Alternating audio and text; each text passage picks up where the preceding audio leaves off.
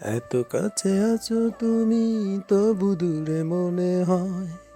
আরো কাছে এসে তুমি ছুঁয়ে দাও এ হৃদয়। বিধাতার বিধি বা লিখন বদলানো যায় না যে যখন তখন। এত কাছে আছো তুমি, বিধাতার বিধি ভাগ্য লিখন বদলানো যায় না যে যখন তখন। বয়ে চলে সকলের দুঃখগুলো যে যার মতন। এত কাছে আছো তুমি, তবু দূরে মনে হয়। আরো কাছে এসে তুমি ছুঁয়ে দাও এ হৃদয়।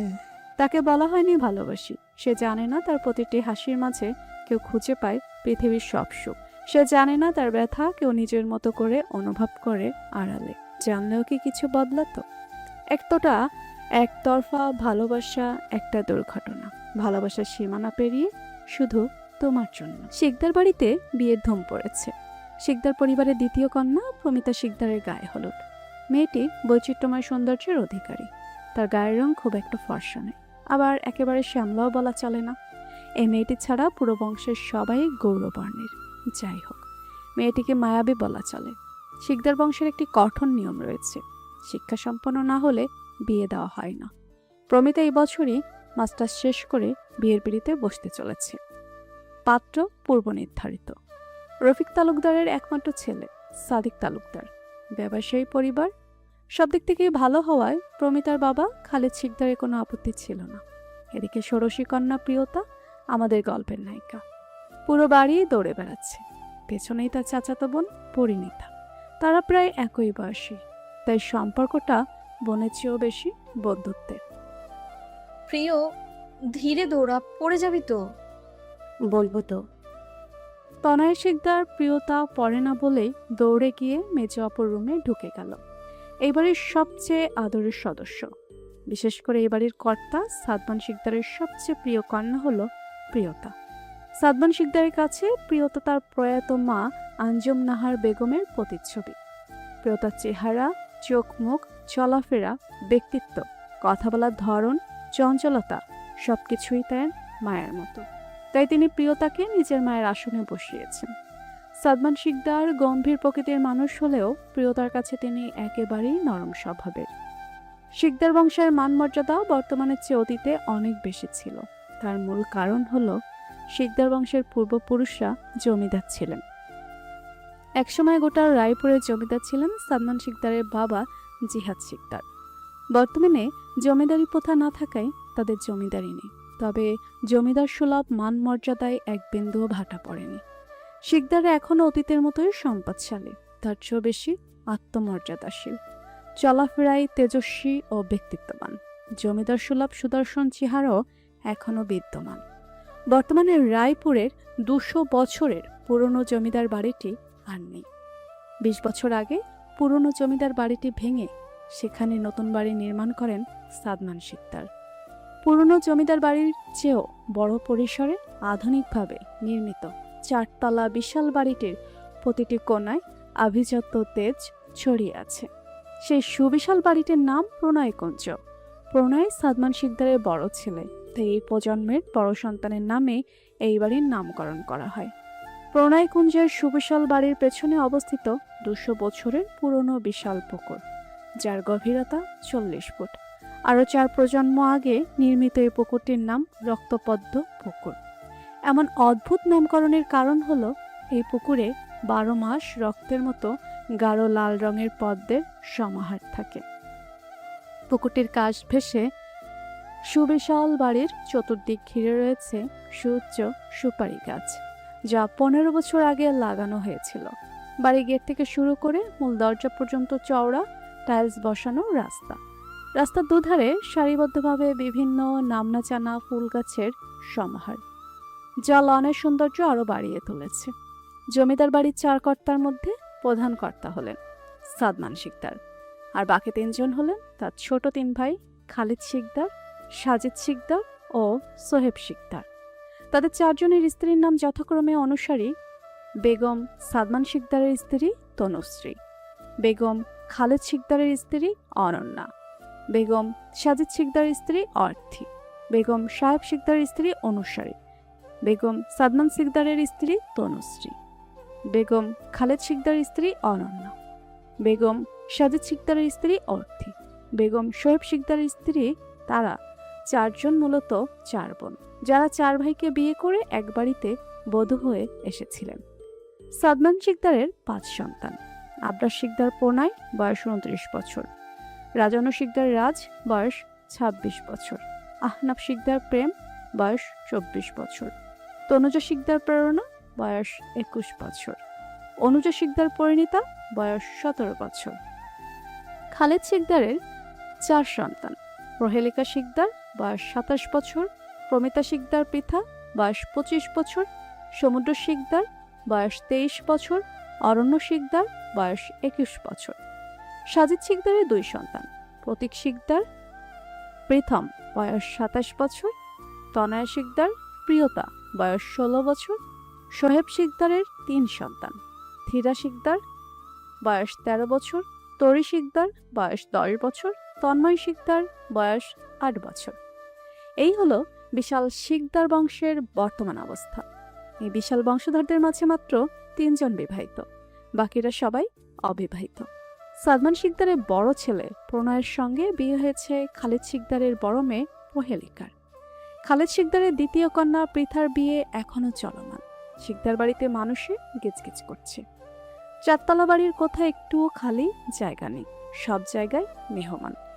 শিকদার বাড়িতে সদস্যদের থাকার একটা নিয়ম রয়েছে। গ্রাউন্ড ফ্লোরে থাকেন সিনিয়ররা, যেমন কর্তাগিন্নিরা। ফার্স্ট ফ্লোরে বাড়ির কাজের লোক ও অতিথিদের থাকার ব্যবস্থা। সেকেন্ড ফ্লোরে মেয়েরা এবং থার্ড ফ্লোরে ছেলেরা থাকেন। কিন্তু বর্তমানে সে সবের বালাই নেই। যার যেখানে জায়গা হচ্ছে সেই সেখানেই ঢুকে পড়ছে। শিকদার বাড়ি আজ সরগরম, এত মানুষের ভিড় যেন এক মুহূর্তের জন্য দম ফেলার ফুরসত নেই। বাড়ির ছোট বড় সবাই কাজে লেগে পড়েছে। বিশেষত বাড়ির ছেলেদের অবস্থা নাজেহাল। চৈত্রের দাবদাহে হাঁসফাঁস করছে সবাই। প্রণয় শিকদার বিরক্ত হয়ে নিজের ঘরে চলে গেল। তার সাদা পাঞ্জাবিটা ইতিমধ্যেই ভিজে উঠেছে। গরমে সে একেবারে ত্যক্ত বিরক্ত। মাথার চুলগুলো ঘামে কপালের সাথে লেপ্টে আছে।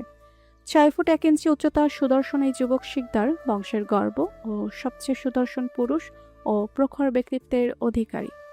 তেজ আর তার গভীর বাদামি বর্ণের চোখ, যা মারাত্মক আকর্ষণীয়। যে কোনো নারী এই পুরুষের জন্য পাগল হতে বাধ্য।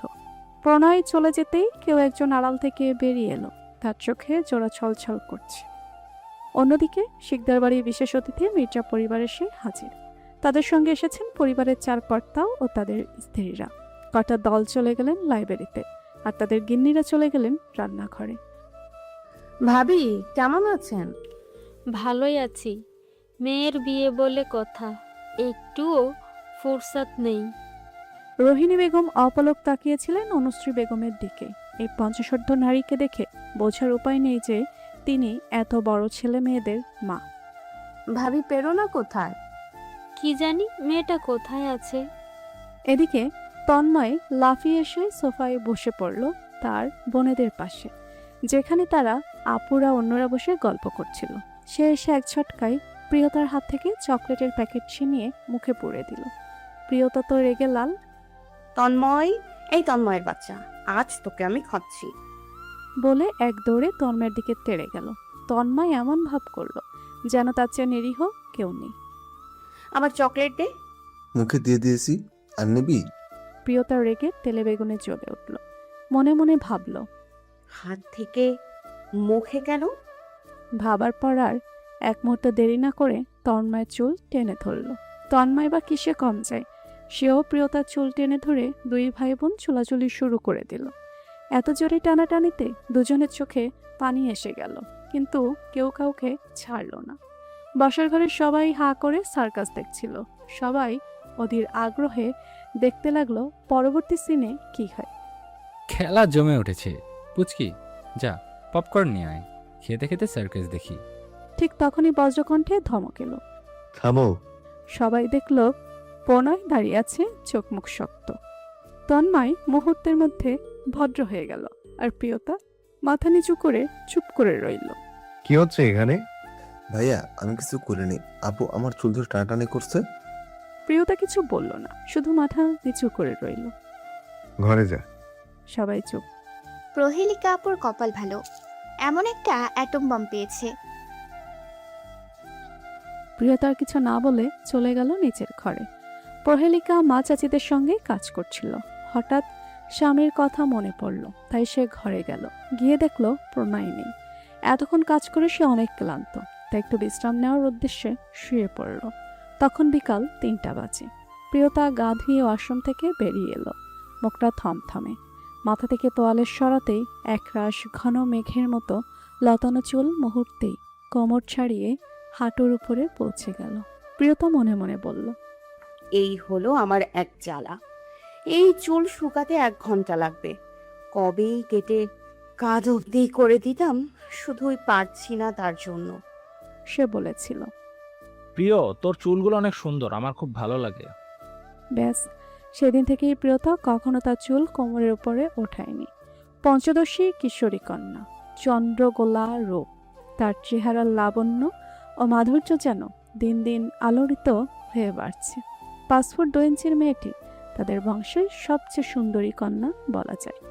শিকদার বাড়ির সব মেয়েই সুন্দরী, কিন্তু তুলনা করতে গেলে প্রিয়তা সবার উপরে। এই মেয়েটা সামনে পড়লে কেউ না তাকিয়ে থাকতে পারে না, কেমন মহাবিষ্টের মতো চেয়ে থাকে। চেহারার শিশুসুলভ ভাবটা সরে গিয়ে এক অপার্থিব অনিন্দ সৌন্দর্য ফুটে উঠছে।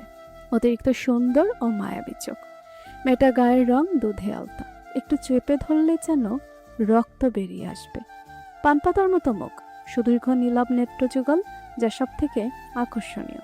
যেন ওই চোখে মাদকতা মিশে আছে। যে কোনো পুরুষ সেই চোখের দিকে তাকালে মুহূর্তেই হারিয়ে যাবে। ঘন ভারী চোখের পল্লব, যা অত্যন্ত আকর্ষণীয় এবং এনে দেয় বিশেষত্ব। চিকন খাড়া নাক, শিকদার বাড়ির পুকুরের রক্ত পদ্মের মতো টকটকে লাল ঠোঁট, ধনুকের মতো বাঁকানো দেহ। সৌন্দর্য ও মাধুর্যের এমন এক সংমিশ্রণ, তবে তার নিজের কাছে তার সৌন্দর্যের মূল্য একদমই অর্থহীন।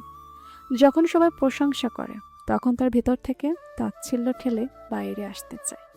প্রিয়তা একটা সুন্দর পেইন্টেড ফুল স্লিভ 3 পিস পরে নিল, চুলগুলো ঢিলে হাত খোপা করে নিল, চোখে সামান্য কাজল দিল, ঠোঁটে একটু লিপ গ্লস দিল, কপালে একটা ছোট্ট টিপ দিয়ে বেরোতেই কারো সঙ্গে ধাক্কা খেয়ে পড়ে যেতে নিল। শিকদার বাড়ির পেছনে রক্তপদ্ম পুকুর ঘাটে বসে আছে পরিণীতা। মনে মনে ভাবছে, আজ একবার আসুক, দেখাবো সে আমায় চিনতে পারবে। আমিও শিকদার বাড়ি মেয়ে। আমাকে অপেক্ষা করানো, একবার সামনে আসলে এই গভীর পুকুরে এক ধাক্কা মেরে ফেলে দেব। এটা ভাবতেই পরিণীতার মন চিল্লিয়ে বলে উঠল, না, তুই এটা করতে পারবি না, আমি ওকে অনেক ভালোবাসি। এটা ভাবতেই পরিণীতা কেমন যেন নরম হয়ে গেল। এতক্ষণ যাবৎ ওর পাশে যে একজন জলজ্যান্ত পুরুষ বসে আছে, এতে ওর কোনো খেয়ালই নেই। আবিদ এতক্ষণ ধরে পর্যবেক্ষণ করছিল পরিণীতার মুখের সব অভিব্যক্তি। এখন সে বিরক্ত হয়ে ধমক লাগিয়ে দিল। কোন দুনিয়ায় আছো? মেয়েটা হঠাৎ এত জোরে ধমক খেয়ে চমকে উঠল। সপ্তদশী কন্যার বুকের মাঝখানে থাকা পরাণটা যেন মুহূর্তেই ফুঁড়ে বাইরে বেরিয়ে আসতে চাইল। কাঁদো কাঁদো হয়ে আবিদের দিকে তাকাতেই তার রাগ, অভিমান, ভয় সব জানালা দিয়ে পালিয়ে গেল। তার জায়গায় এসে ভর করল এক অপার্থিব লজ্জা। লজ্জায় মাথা নিচু করে নিল। সে তোর চোখে বেশিক্ষণ তাকিয়ে থাকতে পারে না। আবিদ মেয়েটার গালগুলো লজ্জায় লাল হয়ে যেতে দেখল। হুট করে সেও নরম হয়ে গেল। কি ভাবছিলে? এটা শুনেই পরিণীতা চোখ বড় বড় করে ফেলল। মনে মনে ভাবল, এই মেয়েটা যদি জানতে পারে যে আমি ওকে ধাক্কা দিয়ে পুকুরে ফেলে দিতে চেয়েছিলাম, তাহলে নিশ্চিত আমাকেই ধাক্কা দিয়ে ফেলে দিবে। এটা ভাবতেই ওর চোখ দুটো আরো বড় বড় হয়ে গেল। আবিদ ভুরু কুচকাল। ওই সুন্দর চোখ দুটো বড় হতে দেখে ভুরু কুচকে বলল, কি ব্যাপার অ্যাঞ্জেল? এটা শুনেই পরীর ভেতরটা কেমন যেন ধক করে উঠল। আবিদ পরিণীতার চোখের দিকে তাকালো, মনে মনে বলল, তুমি সত্যি একটা অ্যাঞ্জেল। এই চোখের দিকে তাকিয়ে আমি যে বড় ভুল করে ফেলেছি। কি জানি, এই ভুলের মাসুল হিসেবে হয়তো আমাকে প্রাণ দিয়েই দিতে হবে। কি ভাবছেন মাস্টার মশাই? আবিদ পরিণীতার চোখের দিকেই তাকিয়েই থাকলো। তারপর গভীর গলায় বলল, অ্যাঞ্জেল, তুমি আমার নিঃশ্বাস বন্ধ হওয়ার আগ পর্যন্ত আমার হাত ছাড়বে না, কথা দাও। পরিণীতার চোখ জ্বলে জ্বলে হয়ে উঠল। মনে হলো বুকের ভেতর কেউ সূচালো কিছু দিয়ে আঘাত করল। পরিণীতার কিছু না ভেবে ঝাঁপিয়ে পড়ল আবিদের বুকে। সঙ্গে সঙ্গেই আবিদ চোখ বন্ধ করে নিল। এটাই যেন তার প্রশ্নের উত্তর।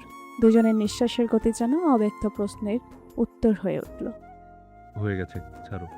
কেউ দেখে ফেললে আমার গর্দান নেবে তোমার বাবা ভাই। বলে পরীর মাথায় একটা চুমু দিল। কেউ দেখবে না। আবিদ স্মিত হাসল। পরী বুক থেকে মাথা তুলে আর কোনো দিকে না তাকিয়ে ছুটে চলে গেল। ওকে চলে যেতে দেখে আবিদ এক দীর্ঘ নিঃশ্বাস ফেলল। আবিদ বাবা মায়ের একমাত্র ছেলে, রায়পুরের এক সাধারণ ঘরের ছেলে। বাবা পুলিশের সাধারণ কনস্টেবল, মা গৃহিণী। অনেক কষ্ট করে সে লেখাপড়া শেষ করেছে। তার একটাই স্বপ্ন, বাবা মাকে ভালো রাখা, পরিবারের অভাব দূর করা। সে চায়নি পরিণীতার মতো রাজকন্যাকে ভালোবাসতে। পরিণীতা পড়াশোনায় সবসময় উদাসীন। প্রণয় বোনের অবস্থা দেখে পরিণীতার এসএসসি পরীক্ষার সময় একজন প্রাইভেট টিউটর হিসেবে আবিদকে নিয়োগ করেছিলেন। প্রথমে আবিদ সাধারণভাবেই পড়ত, কিন্তু সেদিন এলোমেলো চুলে শ্যামবর্ণের সেই ছেলেটাকে দেখে হারিয়ে গিয়েছিল পরিণীতা।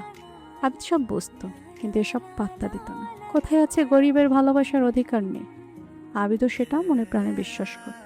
কিন্তু কোথা থেকে যে কি হয়ে গেল ভেবে আবিদ দ্বিতীয়বারের মতো দীর্ঘ নিঃশ্বাস ফেলল। প্রিয়তা একটুখানি থমকে যাওয়া। তখন প্রিয়তা হোঁচট খেয়ে পড়ে যেতে নিলে হঠাৎ তার হাতটা টেনে ধরে ফেলল প্রণয়। তার দৃষ্টি ছিল স্থির ও শীতল। প্রিয়তা বিষণ্ণ মনে বিরক্ত হয়ে ভাবল, আমার জীবনে কি কম ব্যথা ছিল যে আবার নতুন করে ব্যথা পেতে হবে? ভাবতেই তার মুখটা তেতো হয়ে গেল। কিন্তু কয়েক সেকেন্ড পরই অনুভব করলো সে পড়েনি, বরং ভেসে আছে। ভাবনা শেষ হওয়ার আগেই ছোট্ট একটা ধাক্কা লাগলো। সঙ্গে সঙ্গে চোখ খুলে দেখল তার নয়ন এসে ঠেকেছে একজোড়া গভীর বাদামি চোখের দিকে। প্রিয়তার বুকের খাঁচাটা মোচড় দিয়ে উঠল। সামনের বলিষ্ঠ পুরুষটির শক্ত বাহুর বন্ধনে নিজেকে আবিষ্কার করতেই হতভম্ব হয়ে গেল। সে বাদামি চোখ জোড়া এক দৃষ্টিতে তাকিয়ে আছে, নিষ্প্রভ অথচ থমথমে। এই চোখের গভীরতা মাপা প্রিয়তার পক্ষে অসম্ভব। এই চোখ মুখ দেখে কোনোদিন মনের ভাব বোঝা যায় না। প্রণয় একটু চোখ সরালো না। প্রিয়তার চোখের দিকে তাকিয়ে থাকতে পারল না আর। দৃষ্টি নামিয়ে নিতেই প্রণয় তাকে সোজা করে দাঁড় করিয়ে দিল। গম্ভীর স্বরে বলল, কি ব্যাপার, এমন লাফালাফি করছো কেন? কিছু না, এমনি। বলেই দ্রুত স্বরে গেল ওখান থেকে। প্রণয় তার চলে যাওয়ার পথের দিকে তাকিয়ে ম্লান হাসল। নিজেই নিজেকে বলল, আমার মতো ব্যর্থ পুরুষ হয়তো দ্বিতীয় দিনে। ওই নীল সাগরের মতো চোখে কি আছে যা প্রতিনিয়ত নেশার মতো আসক্তি ছড়িয়ে দেয় হৃদয়ের প্রতিটি কোণায়? তার মনের গভীর থেকে যেন কেউ উত্তর দিল। ওই নীলবর্ণের চোখগুলো সুবিশাল মাদকতার সাগর, যেখানে ডুবে যাওয়া আবার কপালে নেই, আবার চারপাশে বিষ লতার মতো পিছিয়ে রেখেছে আবরার প্রণয় শিকদার অসহায়। সেখানে থেকে কোনো দিন মুক্তি নেই। হয়তো কোনো একদিন এই যন্ত্রণা সহ্য করতে না পেরে আমি নিজেই হেরে যাব। ভাবতেই তাচ্ছিল মাখা একটা হাসি দিল প্রণয়। দিনের শেষ ভাগ। বাড়ির পরিবেশ জমজমাট। 4 তলা বিশিষ্ট প্রণয় কুঞ্জ নতুন করে সাজিয়ে তোলা হয়েছে গায়ে হলুদের জন্য। বিশাল ছাদটাকে ঝলমলে করে সাজানো হচ্ছে, যেখানে সন্ধ্যায় জমকালো গায়ে হলুদ অনুষ্ঠিত হবে। পাশাপাশি আরও অনেক আয়োজন চলছে। আজকের গায়ে হলুদের থিম সাদা ও লাল। ছেলেরা সাদা পাঞ্জাবি আর মেয়েরা লাল শাড়ি পরবে। পুরো আয়োজনের দায়িত্ব পড়েছে প্রীতম ও প্রেমের কাঁধে। 2 ভাই হরদম ব্যস্ত, তবুও নিজেদের মধ্যে ঠাট্টা তামাশার সময় বের করতেই হয়। ভাইয়া, আজ রাতে হবে তো? কি হবে? ওই যে আব্বু, চাচ্চু আর বড় দাদার চোখ ফাঁকি দিয়ে যেটা হবে। সব হবে ব্রাদার। ভাইয়া, আমি কিন্তু সব জানি। কি জানিস তুই?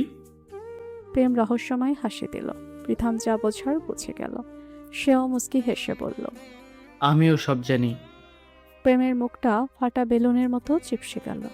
এইভাবে 2 ভাইয়ের কথোপকথন চলতে থাকলো, আর তাদের হাতে গায়ে হলুদের আয়োজন ধাপে ধাপে এগিয়ে যেতে লাগলো।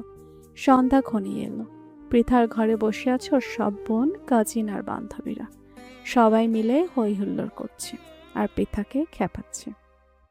পৃথা, তুই তো দেখি ভালোই চালাক। এই কথা শুনে সবাই হেসে উঠল।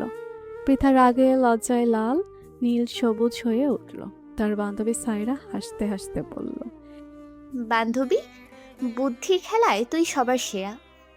এ কথা শুনে এবার পুরো ঘর হাসিতে ফেটে পড়ল। পৃথা একটু লাজুক হাসল। কাহিনী কি? সবাই উৎসুক দৃষ্টিতে তাকিয়ে আছে সাইরার দিকে। সাইরা পৃথাকে চোখ টিপ দিয়ে বলতে শুরু করলো, আমাদের পিতারানী সবাইকে বোকা বানিয়েছে। সবাই অবাক হয়ে তাকালো। সায়রা দুষ্টু হেসে বলল। বান্ধবী বলে দিচ্ছি। সবে উৎসাহ নিয়ে তাকিয়ে আছে। সায়রা হাসতে হাসতে বলল। সাদিক ভাই আমাদের ভার্সিটির সিনিয়র ছিল। 6 বছর আগে যখন আমরা ভার্সিটিতে ভর্তি হই, তখন প্রীতাকে র্যাগিং দিতে এসে সাদিক ভাই উল্টো থাপ্পড় খেয়েছিল। আর অবাক করার মতো ব্যাপার হলো, সেই থাপ্পড় খেয়েই সে প্রেমে পড়ে গিয়েছিল। সবাই হেসে উঠল। সায়রা আবার বলল। সাদিক ভাই আমাদের 3 ব্যাচ সিনিয়র ছিল। প্রীতিকে পটানোর জন্য কত কিছুই না করেছে বেচারা। তারপর আর কি, দুজনের প্রেম জমে উঠল। যেহেতু আঙ্কেলরা লাভ ম্যারেজ খুব একটা পছন্দ করেন না, তাই দুজন পুরো ব্যাপারটা চেপে রেখেছিল। সাদিক ভাইয়া পড়াশোনা শেষ করে তাদের পারিবারিক ব্যবসায় মন দিলেন। না হলে আঙ্কেলদের কাছে বিয়ের প্রস্তাব দেওয়া যেত না। অনেক বছর প্রেম করার পর দুজন পড়াশোনা শেষ করে বিয়ের কথা ভাবলো। সাদিক ভাইয়া নিজেকে যোগ্য করে তুললেন, তাই আঙ্কেলদের আর আপত্তি ছিল না। কিন্তু তারা জানে না যে এটা লাভ ম্যারেজ। তারা জানেন এটা পারিবারিকভাবে ঠিক করা বিয়ে। সবাই হাহাক করে শুনছিল। এতক্ষণে কয়েক জোড়া বিস্ময় ভরা দৃষ্টি দিয়ে পড়ল পৃথার ওপর। সবার এমন দৃষ্টি দেখে পৃথা বিভ্রাত হয়ে গেল। মেজো আব্বুকে বলে দিব নাকি? আপু, এটা শুনে পৃথার লজ্জা মাখা মুখটা ভয়েও জমে গেল। পরিপ্রেরণা প্রিয়তা মিটিয়ে হাসতে লাগলো। পরি হাসতে হাসতে বলল। চিল আপু, ভয় পেও না, আমরা কাউকে কিছু বলবো না। দুলাভাই আমাদের অনেক পছন্দ হয়েছে। পৃথা আবার লজ্জা পেল। তাদের কথার মাঝে বাইরে থেকে অর্থি বেগম সবাই ডেকে উঠলেন। প্রেরণা গিয়ে দরজা খুলে দিল। অর্থি বেগম ব্যস্ত হয়ে প্রেরণাকে বললেন। তো রোহিণী আন্টি তোকে খুঁজছে বসার ঘরে। প্রেরণা সেদিকে ছুটে গেল। অর্থি বেগম মেয়েদের বললেন। মেকআপ আর্টিস্ট এসে গেছে, তোমরা তাড়াতাড়ি এই প্রীতাকে তৈরি করো, নিজেরাও তৈরি হয়ে নাও। সন্ধ্যা প্রায় হয়ে এলো। অর্থি বেগমের কথা শুনে মেয়েদের আসর ভেঙে গেল।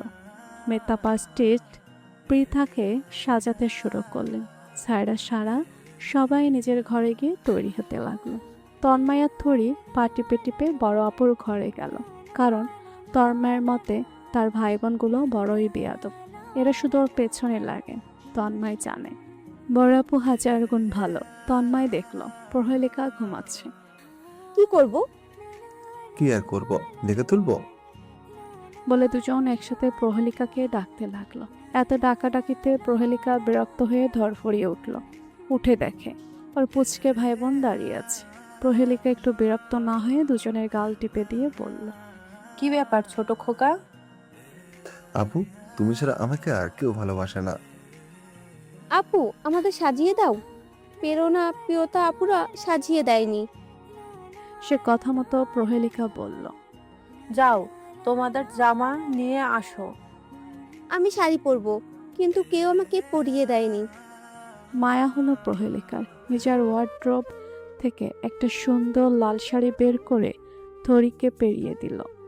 এই শাড়ি পরাতে গিয়ে অনেক ধৈর্য ধরতে হলো। তারপর দুজনকে সুন্দরভাবে সাজিয়ে দিল। সাজানোর পর দুজন দুটো চুমু খেয়ে চলে গেল। প্রহেলিকা মৃদু হাসলো। কিছুক্ষণ পর প্রণয় এলো। প্রহেলিকার জন্য একটা সাদা পাঞ্জাবি বের করে দিল, হাতে দিয়ে বলল। এটাই পরো। প্রণয় বলল ঠিক আছে বলে আশ্রমে ঢুকে পড়ল। ঝর্ণা নিচে দাঁড়িয়ে একটা ভারী দীর্ঘ নিঃশ্বাস ফেলল। রাত সিঁড়ি দিয়ে উপরে উঠছিল। অ্যারেঞ্জমেন্ট কেমন হয়েছে দেখতে। ঢোকার 4 সিঁড়ি। আগে কারোর সাথে ধরাম করে বাড়ি খেলো, মনে হলো মেয়ে তার বেশি ব্যথা পেয়েছে। রাত শুধুমাত্র 1 সিঁড়ি পিছিয়ে গেছে, এছাড়া তেমন কিছু হয়নি। বাড়ি খেয়ে মেয়েটির দুনিয়া দুলে উঠল। মেয়েটি সিঁড়ি থেকে ছিটকে পড়ে যাচ্ছিল, কিন্তু রাজ মেয়েটির কোমর ধরে ফেলল। মেয়েটির মুখের উপর সব চুল এসে মুখ ঢেকে গেল। রাজ এক হাত দিয়ে চুল সরাতে গিয়ে যেন এক ধাক্কা খেল। হয়তো হার্টবিট মিস করলো। মেয়েটা চোখ মুখ খিচিয়ে রয়েছে। হঠাৎ যখন মেয়েটি বুঝতে পারল সে পড়ে যায়নি, তখন তড়াৎ করে চোখ খুলল। ঝাড়ি দিয়ে রাজকে সরিয়ে দিল। রাগে লাল হয়ে ফুঁসতে ফুঁসতে বলল। ওই মিয়া, আপনি কি কানা বেগুন? চোখে দেখেন না? চোখ হাতে নিয়ে ঘোরেন? মেয়েটার কথা সাথে সাথে নাক ফুলে উঠছে। বিকট চিৎকার শুনে রাজের ভ্রম ছুড়ে গেল। এক ভ্রু উঁচুয়ে বলল। আমাকে বলছেন? মেয়েটা যেন এই কথা শোনে জ্বালামুখীর ন্যায় জ্বলে উঠল। ফুঁসতে ফুঁসতে বলল। না, আপনাকে না।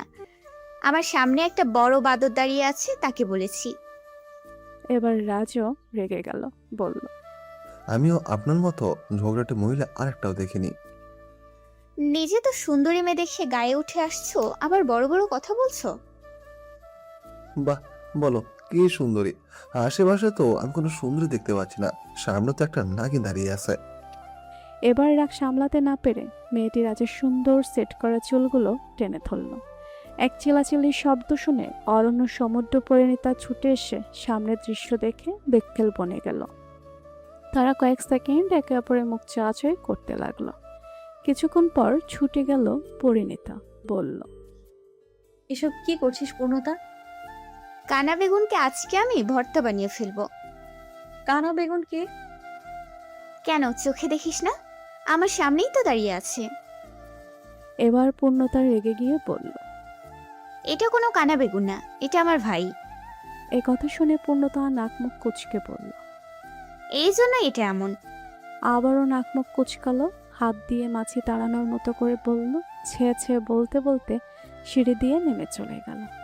পরিণীতা ভাইয়ের দিকে তাকিয়ে করুণভাবে বলল, সরি সেজো দাদু। পূর্ণতার পেছনে পেছনে চলতে লাগলো। রাজের চুলের বেহাল অবস্থা দেখে অরণ্য সমুদ্র গা জ্বালানো হাসি দিয়ে বলল,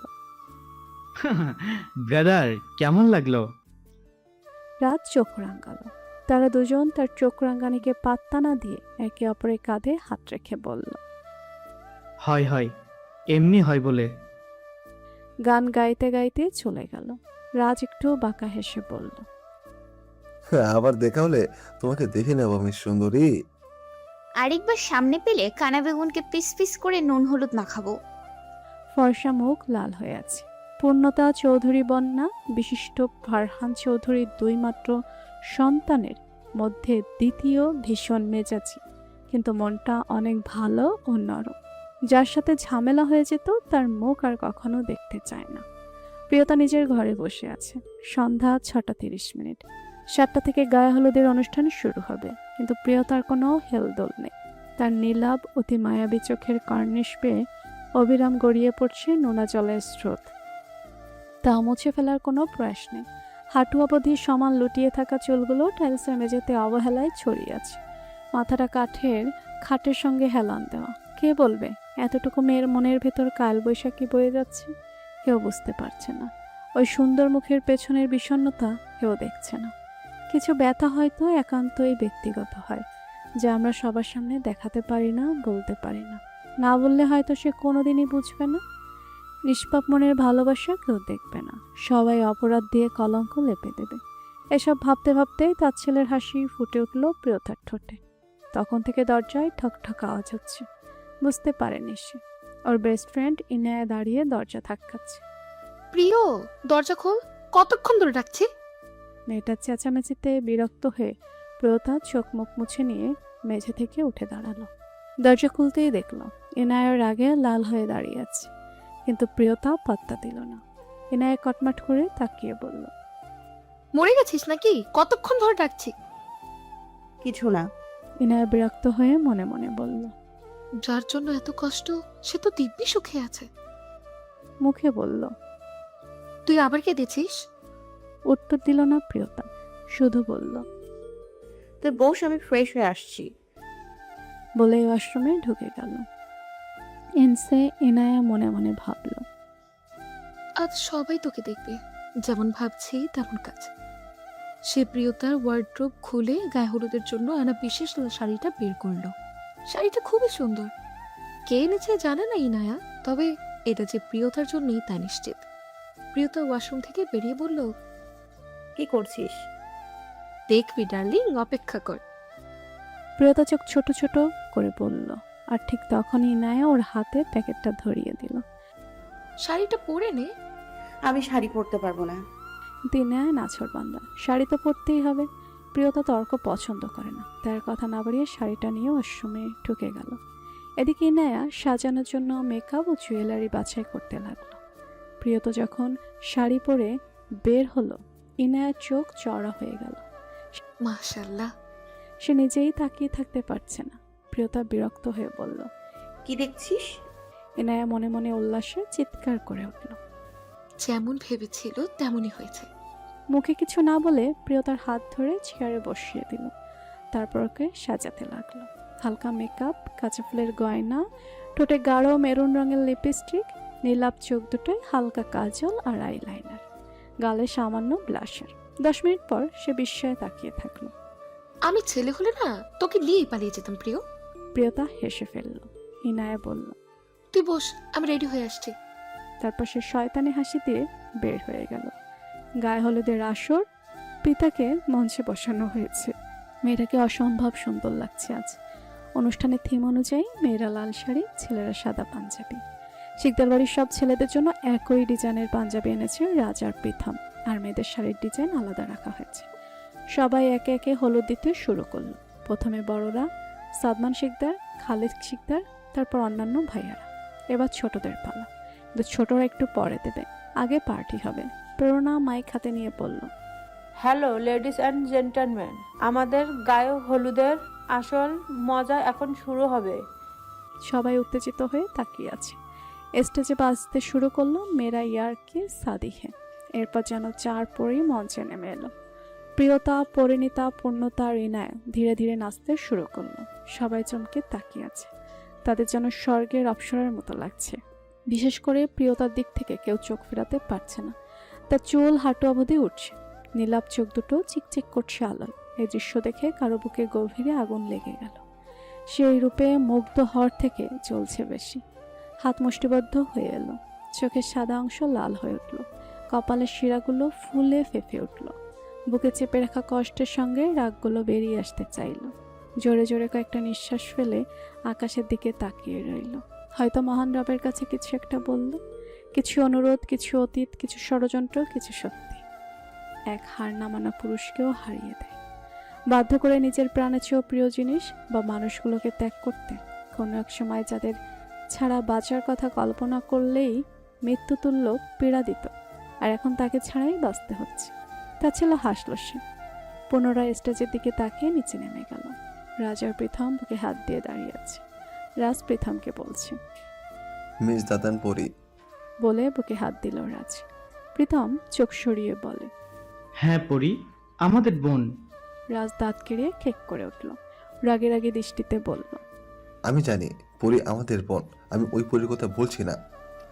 তাহলে অন্য পরীর কথা বলছো? প্রীতম সন্দেহের দৃষ্টিতে ভাইয়ের দিকে তাকিয়ে আবার সামনে তাকালো। বন্ধুটিকে বাদ দিয়ে অন্য দুই রমণীর উপর দৃষ্টি রাখল। তারপর রাজের দিকে চোখ গরম করে তাকিয়ে বলল, বেয়াদব, তুমি খুব সুপুরুষ। কি বলতে চাস? প্রেম আমাকে সব বলে দিয়েছে। এটা শুনে প্রীতমের কপালে ভাঁজ পড়ল। প্রেমকে এই মুহূর্তে সামনে পেলে ছাদ থেকে ধাক্কা দিয়ে ফেলে দিত নিশ্চিত। রাজ আবার সেই দুষ্টু হাসি দিল। এই কথা পাঁচ কান হলে তোর পাখি আকাশে উড়িয়ে দিব। আমার পাখি না থাকলে তোমার পাখিও থাকবে না ব্রো। প্রীতম বিরক্ত হয়ে চলে যেতে বলল। পুকুর পাড়ে চলে আসিস। ডান্স শেষ হতে প্রেরণা বলল, এখন হলুদ দেওয়া হবে, এরপর আবার পার্টি শুরু হবে। সবার আগে হলুদ দেবে বড় দাদার। কিন্তু আশেপাশে কোথাও প্রণয়কে দেখা গেল না। অন্যরা বলল, সে পরে লাগাবো, হলুদ দেয়া শুরু করা হোক। এই কথায় সবাই চেঁচিয়ে উঠে বলল, না, সবার আগে বড় দাদাই হলুদ লাগাবে। বনু যা, দাদানকে ডেকে নিয়ে আয়। পরিণীতা চলে গেল ডাকতে। ছাদ থেকে নেমে 3 তলার করিডোরে আসতেই কেউ তার মুখ চেপে ধরল, পাশের রুমে ঢুকিয়ে দিল। প্রায় 20 মিনিট হয়ে গেছে। পড়ে গেছে, কিন্তু এখন আসার নামগন্ধ নেই। সমুদ্র বিরক্ত হয়ে পড়ল। তুই পারিস ভাই। লেট লতিফকে দিয়েছিস দায়িত্ব, প্রিয়তাকে। বনু তুই যা। আমি? হ্যাঁ, তুই দৌড়ে গিয়ে দাদানকে ডেকে নিয়ে আয়। অগত্যা প্রিয়তা প্রণয়কে ডাকতে চলে গেল। এতক্ষণ ধরে সব ছেলেরা প্রিয়তাকে চোখ দিয়ে গিলছিল। শিকদার বাড়ির সব মেয়েরাই ভীষণ সুন্দর, চোখ ফেরানো যায় না। কিন্তু এই মেয়ের মাঝে অন্যরকম এক জাদু আছে, যা মোহগ্রস্ত করে দেয়। প্রিয়তা সারা বাড়ি খুঁজেও পেল না। শেষে 3 তলার মাঝারি আকারের ছাদে গিয়ে থমকে গেল। এবার প্রিয়তাকেও না আসতে দেখে সবাই বিরক্ত হলো। দাদান হয়তো বাড়িতে নেই, আর ওরা দুজন নিশ্চয় গল্প জুড়ে দিয়েছে। আপু ঠিক বলেছেন। তাহলে মেজ দাদান আগে হলুদ দেবে? সবাই রাজি হলো। প্রথম প্রিয়তমা হলুদ দেবে। ঠিক তখনই কয়েক মাইক্রো সেকেন্ডের মধ্যে তন্ময় দুগাল ভরে হলুদ লাগিয়ে দিল। এই কাণ্ড দেখে সবাই হেসে উঠল। আমাদের ছোট্ট খোকা চ্যাম্পিয়ন প্রথম হলুদ দিল। এক এক করে সবাই হলুদের আনন্দে মেতে উঠল, কিন্তু ইনায়ের মনে কেমন সন্দেহ হলো। প্রিয়তা এমনি হাওয়ায় উড়ে যাওয়ার মেয়ে নয়। সে ছাদ থেকে নেমে পুরো বাড়ি প্রতিটা ঘর খুঁজল। পরিণীতা আর প্রিয়তাকে কোথাও না পেয়ে শেষে রক্তপদ্ম পুকুর পাড়ে গেল। সে জায়গাটা খুব সুন্দর করে লাইটিং করা, কিন্তু আশেপাশে কেউ নেই। হঠাৎ কেউ তার কোমর চেপে ধরে পাশের গাছের সাথে ঠেসে দিল। পিটপিট করে চোখ খুলে দেখল তার প্রিয় পুরুষটি দুহাতে চেপে ধরে চোখের দিকে তাকিয়ে আছে। ইনায়া দেখল সে সমুদ্র নীল চোখ, যেমন চোখ প্রিয়তার। ইনায়া চোখ মেরে বলল, কি ব্যাপার পেয়ারেলাল, আমার কথা আপনার যে মনেই পড়ছে না?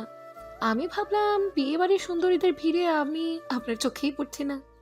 এতক্ষণে প্রীতম বাঁকা হাসল। সে তো স্টেজে এই মেয়েটাকে দেখে থমকে গিয়েছিল, কিন্তু দুষ্টু হেসে ইনায়ের গালে নাক ঘষে দিয়ে বলল, ঠিকই বলেছ। জানো, একটা মেয়েকে দেখেছি, তাকে দেখেই যেন ফিদা হয়ে গেছি। ইনায়ের কথা শুনে রাগে টমেটোর মতো লাল হয়ে গেল।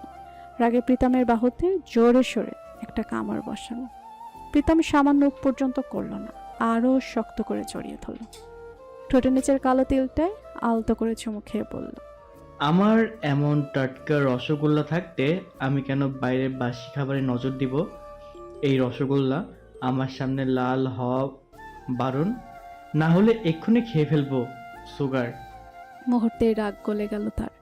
গোলমালো মেয়েটা লজ্জায় লাল হয়ে গেল। এই কথা শুনেই নাইয়া প্রীতমের বুকের সাথে আর একটু লেপ্টে রইল। প্রীতম গভীর চোখে তাকিয়ে টুপ করে গালে একটা চুমু দিল। এই হালকা গোলগাল মেয়েটাকে তার রসগোল্লা লাগে। আরও 5 বছর আগে প্রিয়তাকে যখন হাই স্কুলে ভর্তি করানো হচ্ছিল, তখন এই মেয়েটার সাথে প্রথম দেখা। কি যে আদুরে! তখন থেকে এই মেয়েটার প্রতি একটা আলাদা মায়া কাজ করত, যা ধীরে ধীরে প্রখর প্রণয়ের রূপ নেয়। ইনায়াও আবিদের মতো মধ্যবিত্ত ঘরের মেয়ে। ইনায়ারা 2 বোন, সে ছোট। তার বাবা একজন প্রাইমারি স্কুলের শিক্ষক। কোনো দিক দিয়েই শিকদারদের লেভেল পড়েনি। তবুও মেয়েটা শুধু ভালোবাসায় গা ভাসিয়ে দিয়েছে। কিন্তু আবিদের মতো এতটা বুঝ নেই ওর। এটা জানেই না শিকদাররা কুলমর্যাদা রক্ষা করতে ছেলে মেয়েকে কেটে ফেলে দিতে ওর রাজি। শিকদাররা দানশীল, উদার, কিন্তু তারা পারিবারিক সম্পর্ক স্থাপন করে না। শিকদার বাড়ির 4 গিন্নি আর মির্জা বাড়ির 4 গিন্নি বসার ঘরে আড্ডা দিচ্ছিলেন। মিসেস রোহিণী মির্জা প্রণয়ের মাকে বললেন, ভাই, আপনার কাছে আমার একটা আবদার আছে। অবশ্যই ভাবি, বলুন কি বলবেন। আপনার বড় মেয়ে প্রেরণাকে আমি আমাদের বাড়ির বউ করে নিয়ে যেতে চাই, যদি আপনার অনুমতি থাকে। প্রেরণা? হ্যাঁ, কালকেই আমি নির্বাণের বাবার সাথে কথা বলেছিলাম যে নির্বাণের বিয়ের বয়স হয়েছে, আর প্রেরণার চাইতে উপযুক্ত মেয়ে তো আর হতেই পারে না। কথা আপনি মন্দ বললেননি ভাবি, কিন্তু এই বিষয়ে প্রেরণার আব্বু যা বলবে সেটাই শেষ। নির্বাণের আব্বু বড় ভাই সাহেবের সাথে কথা বলবেন। অনুশ্রী বেগম একটু আশ্বস্ত হলেন। এভাবেই তাদের আলাপ চলতে থাকলো। প্রণয় 3 তলার মাঝারি ছাদের রেলিং ধরে দূরের আকাশের দিকে তাকিয়ে রইল। নিকাশ কালো অন্ধকার। আকাশের কোণে ঝুলে থাকা অর্ধচন্দ্রের ম্লান আলো ছড়িয়ে আছে চারপাশে। ছাদের রেলিংয়ে দাঁড়িয়ে থাকা প্রণয় উদাস চোখে তাকিয়ে আছে চাঁদের দিকে। বলল, পৃথিবীর এমন কোনো স্থান নেই যেখানে আমাদের কেউ খুঁজে পাবে না। রক্তজবা, আমি যে বড় ক্লান্ত। এমন জীবন আমি কখনোই চাইনি। মানলাম আমি পাপী ছিলাম, কিন্তু আল্লাহ আমাকে অন্যভাবে শাস্তি দিতে পারতেন। এমন শাস্তির থেকে মৃত্যু শ্রেয় ছিল। আমি যে সেটা সহ্য করতে পারছি না। রক্তজবা, আমার প্রিয় জবা ফুল, একটাবার তুমি যদি আমার অশান্ত বক্ষে মাথা রাখতে, তাহলে বুঝতে পারতে। এভাবে প্রণয় দীর্ঘশ্বাস ফেলে চোখ বন্ধ করল। চোখ বন্ধ করে কিছু স্মৃতির পাতায় হাত বুলালো প্রণয়। চোখ বন্ধ রেখেই গান ধরল। গান গাওয়ার নিজেই মজেই প্রিয়তাকে খুঁজতে খুঁজতে হঠাৎ করে প্রণয়কে ছাদের রেলিংয়ে দেখে সে ধীরে এগিয়ে যেতেই থমকে গেল। প্রণয়ের গানের লাইন শুনে নেশাগ্রস্তের মতো অপলক চেয়ে রইল। প্রণয়ের প্রতিটি গানের লাইনের মাঝে অসীম বেদনা নিহিত। 3 বছর হলো সে গান গাওয়া ছেড়ে দিয়েছে। বলিষ্ঠ দেহি অসাধারণ সুদর্শন পুরুষটি নিজের মনের ভাব প্রকাশে ব্যস্ত, কিন্তু তার সর্বকায়া জানে যেই নারী নীলাবক্ষিতে চোখ রাখলে মনে চলতে থাকা চাপা ঝড়ের গতি ক্ষীণ হয়ে আসে, সেই নারী তার পেছনে দাঁড়িয়ে আছে। এই নারীর উপস্থিতি সে বহুদূর থেকেই অনুভব করে। মুখে কিছু না বলে ভেতরের সব কিছু গানের মাধ্যমে নারীটিকে বলে। একটু হালকা হওয়ার প্রচেষ্টা করলো, জানে সে এ বোকা পাখি কিছুই বুঝবে না, না বোঝানোই ভালো। কিন্তু মানুষের মন তো সান্ত্বনা খোঁজে। 3 বছর পর এমন দৃশ্য দেখে প্রিয়তা নীলাপ চোখে রক্ষে কঠোর ভরে উঠল। সে চলে যেতে নিল, কিন্তু প্রণয় সামনে চোখ রেখে হাত ধরে নিল। এই অনাকাঙ্ক্ষিত স্পর্শ প্রিয়তার গায়ের লোমকূপ খাড়া হয়ে গেল, রক্ত চলাচলের গতি বেড়ে গেল। প্রণয় ফিরল প্রিয়তার দিকে, প্রিয়তাকে নিজের দিকে ঘুরিয়ে সে নীল সমুদ্রের মতো চোখে নিজের গাঢ় বাদামি চোখ রাখল। সেই দৃষ্টি দেখে প্রিয়তা নিঃশ্বাস বন্ধ হয়ে আসলো। প্রণয় দেখলো এই নীল চোখের গভীরতা খুব কম। প্রণয়ের কাছে চোখ দুটি খোলা বইয়ের মতন কয়েক সেকেন্ড তাকিয়ে থাকলেই সে সব কিছু বুঝতে পারে যথারীতি। সব বুঝেও গেল সে। এক টুকরো শুকনো হাসি ফুটে উঠল, যা মুখের ভাবে বোঝা যায়নি। নিজের বলিষ্ঠ হাত দিয়ে পানপাতার মতো সুন্দর মুখের নরম তুলতুলে গাল থেকে সযত্নে চোখের পানি মুছে দিল। কোনো প্রশ্ন ছাড়াই মোছার সাথে তার সাগরের ঢেউয়ের ন্যায় চোখ দুটি আবার নতুন উদ্যমে ভরে উপচে পড়ছে। কথায় আছে না, মন যার কাছে প্রশ্রয় পেতে চায় তার কাছে একটু প্রশ্রয় পেলে বেহায়া হয়ে ওঠে। কিন্তু প্রিয়তাকে তো শক্ত হতে হবে। এই সুখী লোকের কাছে সে কিছুই বুঝতে দেবে না। ফিরে দৌড় দিতে চাইলেই শাড়ির কুচি বেঁধে পড়তে নিতেই প্রণয় আবার এক ঝটকায় ধরে ফেলল। প্রণয় না ধরলে মুখ থুবড়ে পড়ত সে নিশ্চিত। হাত ধরে সোজা করার জন্য টান দিতেই প্রিয়তা প্রণয়ের বুকে ছিটকে পড়ল। হঠাৎ কাঙ্ক্ষিত নারীর অনাকাঙ্ক্ষিত ছোঁয়ায় প্রণয়ের বুকের ভেতরটা কেঁপে উঠল। প্রিয়তা জমে গিয়েছে, আবদ্ধ অশ্রুর ধারা আরো বেশি উপচে পড়তে লাগলো। প্রাণটা কেমন ছটফটিয়ে উঠল। প্রিয়তার অতি প্রিয় পুরুষের গা থেকে ছুটে আসা সে পরিচিত ঘ্রাণ নাসারন্ধ্রে প্রবেশ করতে যেন মাথাটা ঝিমঝিম করে উঠল। নিঃশ্বাসে শুষে নিতে থাকলো সে অতি প্রিয় গন্ধ, যা মাদকের মতো টানে। কয়েক মুহূর্ত পর প্রিয়তাকে সোজা করে দাঁড় করালো প্রণয়। মাথা থেকে পা পর্যন্ত স্ক্যান করলো। তারপর কিছু না বলেই প্রিয়তাকে ঘুরিয়ে নিল। পিঠ থেকে অতিরিক্ত সেফটিপিন খুলে নিয়ে পেটের পাশ থেকে সরে যাওয়া শাড়ির আঁচল দুদিক ধরে আবার পিন আপ করে দিল। যতবার প্রণয়ের হাত তার পেটে স্পর্শ করছিল ততবার কেঁপে উঠছিল প্রিয়তা। শাড়ি ঠিক করে আবার ঘুরিয়ে দিয়ে হাঁটু অবধি খোলা লতানো চুলগুলো ভালো করে পেঁচিয়ে নিজের হাতে খোপা করলো।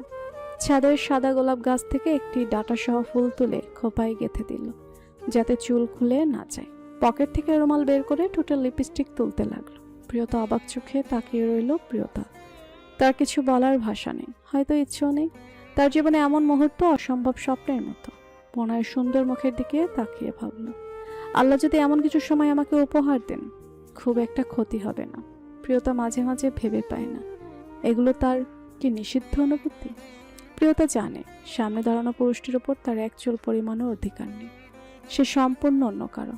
হয়তো সত্যিই তার মনের ভালোবাসাটা পাপ, কিন্তু তার মন চিৎকার করে বলল, মিথ্যে কথা, আমার ভালোবাসায় কোনো পাপ নেই, কোনো খাদ নেই। সে অন্য কারো, সেটাই তার সমস্যা, আমার নয়। আমার ভালোবাসা কলঙ্কিত নয়। এমন হাজারো ভাবনার অতলে হারিয়ে গেল প্রিয়তা। প্রণয় অনেকক্ষণ ঘষাঘষি করেও লিপস্টিক তুলতে পারছে না, ঠোঁট হালকা ফুলে গেছে। বিরক্ত হল সে। যতটুকু উঠেছে ততটুকু থাক। এরপর পা পর্যন্ত চোখ বোলালো প্রিয়তার উপর। তারপর গম্ভীর স্বরে বলল, যা এখন। প্রিয়তার এক মুহূর্ত না থেকে সোজা চলে গেল নিজের ঘরে। প্রণয় সেখানে দাঁড়িয়ে প্রথমে নিজের পাঞ্জাবির গন্ধ নিল, যেখান থেকে একটা সুমিষ্ট মেয়েলি পরিচিত গন্ধ নাকে আসছে। এটা শুধু গন্ধ নয়, এটা তার জন্য ড্রাগ। কিছু একটা ভেবে একটু হাসলো। তারপর হাতের রুমালটা মুঠো করে দেখে নিজেকে পকেটে রেখে আবার আকাশের দিকে তাকালো। ইচ্ছামতি নদীর তীরের বালিতে খালি পায়ে হাতে হাত রেখে হেঁটে চলেছে একজোড়া কপত কপতি। নারীটির মুখে একরাশ লজ্জাময় গোলাপি আভা। অতঃপর পুরুষটির চোখে এক আকাশ পরিমাণ ভালোবাসা। চশমা চোখের শ্যামবর্ণ পুরুষটি অপলক তাকিয়ে আছে। এই মেয়েটার মাঝেই তার প্রাণ ভোমরার বাস। কি দেখছেন মাস্টারমশাই? আমার অ্যাঞ্জেলকে। পরিণীতা তার প্রিয় পুরুষটির বাহু জড়িয়ে ধরে মুখ লুকালো। তখন প্রণয় কুঞ্জের করিডোর থেকে আবিদ পরীর মুখ চেপে ধরে একটি রুমে নিয়ে যায়। পরিণীতা মুঠে ঘাবড়ায়নি, কারণ সে জানে এই হাতের মালিক তার বড্ড আপন, এই স্পর্শ তার বড্ড চেনা। আবিদ দেয়ালের সাথে চেপে ধরে রাগী গলায় বলল, এসব কি পড়ছো? শাড়ি পরেছি। কেন, আপনার সুন্দর লাগছে না মাস্টারমশাই? আবিদ তাদের দুজনের সেন্টিমিটার দূরত্ব ঘুচিয়ে দিয়ে একদম কাছে চলে এলো। কপালে গভীর এক চুমু দিল। এমন আদরের স্পর্শে পরিণীতা চোখ বন্ধ হয়ে গেল। তার ছোট্ট শরীরটা তিত্তির করে কেঁপে উঠল। আবির তার চোখে নির্বিকার তাকিয়ে থাকলেও সে ওই চোখে বেশিক্ষণ তাকিয়ে থাকতে কখনোই পারে না। আবির গালটা দু হাতে রাজলাই নিয়ে নাকের ডগায় চুমু খেয়ে বলল, আমি কখনো চাই না তোমার এমন রূপ আমি ব্যতীত অন্য কেউ দেখুক। তুমি কারোর জন্য আর এমন ভাবে সাজবে না। পরিণীতা মাথা দুলিয়ে আবিদের বুকে নাক মুখ গুজে দিয়ে নিবিড়ভাবে জড়িয়ে ধরল। আবিদ তীব্র প্রশান্তিতে এক টুকরো হাসল। পরিণীতাকে বলল, অ্যাঞ্জেল, ঘুরতে যাবে? হ্যাঁ। পরিণীতা কিছু না ভেবেই হ্যাঁ বলে দিল, কারণ সে জানে এই মানুষটি তার সবচেয়ে নিরাপদ স্থান, যার সাথে নির্দ্বিধায় চোখ বন্ধ করে যে কোনো জায়গায় চলে যাবে। এভাবে যাওয়া যাবে না। কিভাবে যাব তাহলে? চলো আমার সাথে। আবিদ পরিণীতাকে তার রুমে নিয়ে গিয়ে বলল, যাও, একটু চেঞ্জ করে নর্মাল কিছু পরে আসো। পরিণীতা বিনা বাক্যে ওয়ার্ড্রপ থেকে একটা সুন্দর ম্যাজেন্টা কালারের ফুল স্লিভ প্রিন্টেড 3 পিস নিয়ে ওয়াশরুমে চলে গেল। ওয়াশরুম থেকে চেঞ্জ করে বেরিয়ে দেখে আবিদ প্যান্টের পকেটে হাত ঢুকিয়ে দাঁড়িয়ে আছে। পরিণীতাকে দেখে একটু হেসে বলল, বসো। পরিণীতা বসতে তার চুল থেকে তোয়ালেটা খুলে নিল। তোয়ালেটা সরাতে কোমর ছাড়িয়ে গেল রিবান্ডিং করা চুলগুলো। আবিদ নিজের হাতে চুলে একটা বেনুনি করে দিল, যদিও ওটা তেমন ভালো হয়নি, তবেই এটা পরিণীতার কাছে সবচেয়ে সুন্দর বেনুনি। কানে ছোট ছোট স্টার ইয়াররিংস আর কপালে একটা ছোট্ট কালো টিপ পরিয়ে দিল। ব্যাস, এতেই যেন সত্যিকারের পরি লাগছে। আবিদ কিছুক্ষণ চেয়ে থেকে বাহারটা নিজের হাতে মুঠে নিয়ে বলল, চলো। এরপর দুজন প্রণয় কুঞ্জ থেকে বেরিয়ে ইচ্ছামতি নদীর তীরে ঘুরতে লাগলো। সবাই একবার হলেও ঘুরে দেখছে, কারণ তাদের সত্যি একসাথে অপূর্ব মানিয়েছে। প্রণয় কুঞ্জে গায়ে হলুদের অনুষ্ঠান এখনো চলছে। রাত প্রায় 11টা। বাড়ির পেছনের পুকুর পাশে আসর বসিয়েছে তরুণ শিকদাররা। বাচ্চা 4 বড় ভাইয়ের চোখ ফাঁকি দিয়ে প্রেম, প্রীতম, সমুদ্র, অরণ্য, রাজ আর তাদের ঘনিষ্ঠ বন্ধুরা গ্লাস খালি করছে একের পর এক, আর বিজ্ঞের মতো মতামত দিচ্ছে যেন তারা প্রত্যেকেই এক একজন এক এক দেশের প্রেসিডেন্ট। রাতের মধ্যপ্রহর চলমান শিকদার বাড়ির কানায় কানায় বাচ্চা, মহিলা, পুরুষ, যুবক যুবতীর উপচে পড়া ভিড়। আর কেচড় মেচড়ে বোঝার উপায় নেই যে এখন মধ্যরাত। কিছু সময় পূর্বেই হলুদের প্রোগ্রাম বন্ধ হয়েছে। সবাই অনেক ক্লান্ত, কিন্তু ঘুমানোর সময় একটা বিরাট বিপত্তি বেঁধে গেল।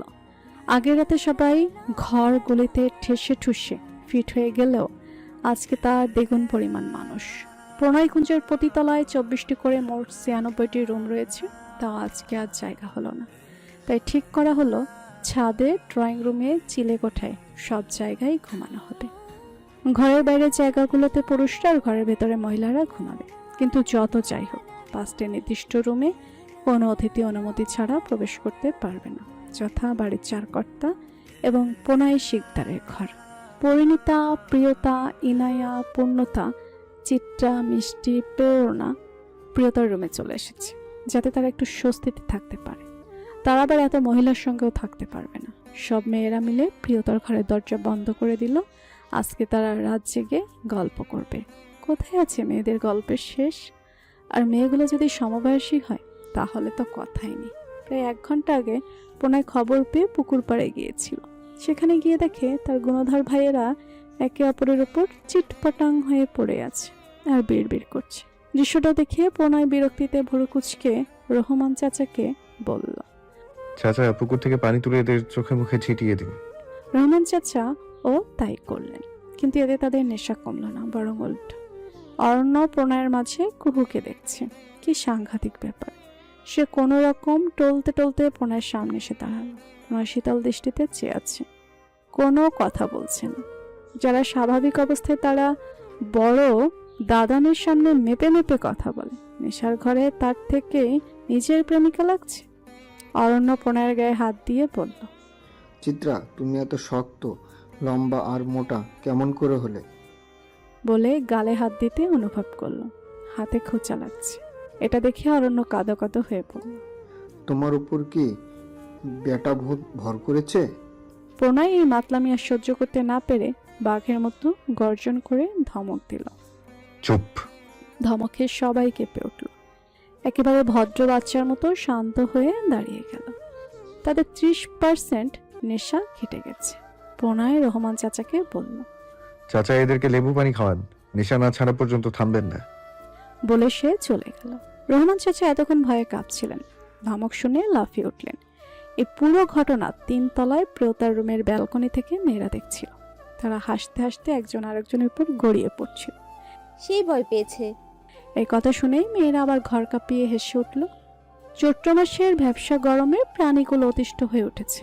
যদিও প্রণয়কুঞ্জের ভেতরে তাপমাত্রা নিয়ন্ত্রণের সম্পূর্ণ ব্যবস্থা আছে, তবু প্রাকৃতিক বিশুদ্ধ বাতাসের কাছে এই কৃত্রিম বাতাস কিছুই না। তাই মেয়েরা প্রিয়তার ব্যালকনিতে মাদুর বিছিয়ে গোল হয়ে বসলো। ইনিহা পরিণীতার গায়ে হেলান দিয়ে বসে পড়ল। প্যারে লাল, হায় মেরে প্যারে লাল। সবাই চোখ ছোট ছোট করে ওর দিকে তাকিয়ে আছে। এনা ডেন্ট কেয়ার ভাব নিয়ে বলল, কি দেখছো বেবিরা? সবাই এনাকে চেপে ধরল ওর পিয়ারেলালের নাম জানার জন্য। মূলত ওরা কেউ কারো রিলেশনশিপের ব্যাপারে জানে না, কারণ শিকদার বংশের প্রেম প্রীতির অ্যালাউ নেই। কিন্তু আশ্চর্যজনক ব্যাপার হলো, এইসব নিয়ম কানুনকে বড় আঙ্গুল দেখিয়ে শিকদার বংশের একজনও সিঙ্গেল নেই, কেবল সমুদ্র ছাড়া। তাদের সবার রিলেশনশিপ ওপেন সিক্রেট, কেউ কারো রিলেশনশিপ নিয়ে ডিসকাস করে না। তাদের সম্পর্কের ব্যাপারে শুধু শুধু তাদের বেস্ট ফ্রেন্ডরা জানে। প্রিয়তা মিটিমিটি করে হাসছে। সবাই হতাশ হয়ে বলল, তোর প্যারালালকে কি আমরা নিয়ে যাব? এভাবেই তাদের গল্পের আসর জমে উঠল। এভাবেই গল্প আর আড্ডা চলতে থাকলো। রাতের অন্ধকার সরে দিনের আলো এসে ধরণীকে আলোকিত করলো। পাখির সুমিষ্ট কলতানে মুখর চারপাশ। আজকের দিনটি বিশেষ পৃথার বিয়ে। প্রণয়কুঞ্জ সরগরম। শিকদার বাড়ির 4 গিন্নি, প্রহেলিকা ও আরও 1 ডজন মহিলা মিলে রান্নাঘরে সকালের নাস্তা তৈরি করছেন। চিত্রা পরিণীতা টেবিল সেট করতে ব্যস্ত। ওরা দেখলো এত বড় টেবিলও হবে না, তাই স্টোররুম থেকে একই ডিজাইনের আরও 2টো টেবিল এনে দুপাশে লাগানো হলো। শিকদার পরিবারের সদস্য সংখ্যা 22 জন, কিন্তু এখন ডাইনিং প্লেসে 80 জনের বেশি মানুষের খাবারের আয়োজন করা হয়েছে। প্রথমে পুরুষরা খাবেন, বাড়ির কর্তা সহ বিশিষ্ট অতিথিদেরাও পরিবারের ছেলেরা। তারপর বাড়ির অতিথি মহিলারা খাবেন, এরপর বাড়ির মেয়েরা। এইভাবেই সবার জন্য আয়োজন করা হয়েছে। তনুশ্রী বেগম বাড়ির সব মেয়েদের ডাকতে লোক পাঠিয়েছেন। 10 মিনিট পর প্রেরণা, মিষ্টি, কুহু, থিরা, সায়রা, পৃথা সহ প্রিয়তা ছাড়া সবাই এসে হাজির হলো। অর্থি বেগম মেয়েদের বললেন, খাবারগুলো টেবিলে পরিবেশন করো। সব মেয়েরা মিলে 15 মিনিটের মধ্যেই সব খাবার টেবিলে সাজিয়ে দিল। রুটি, লুচি, পরোটা, টোস্ট, ব্রেড, খিচুড়ি, গরুর মাংস ভুনা, খাসির মাংস ভুনা, বাটার চিকেন, এগ স্যান্ডউইচ, পায়েস সহ 10 রকমের ডেজার্ট আইটেম আর আরও অনেক কিছু। খাবারের গন্ধে মুখর চারপাশ। প্রথমে পুরুষরা, তারপর মহিলারা নাস্তা করে নিলেন। এখন শুধু মেয়েরা বাকি। প্রিয়তা এখনো আসেনি। অনুজা বেগম তন্ময়কে বললেন, তোর প্রিয় আপুকে ডেকে নিয়ে আয়। এই কথা শুনে তন্ময় একটু দুষ্টু হাসি দিয়ে বলল, ঠিক আছে আম্মু।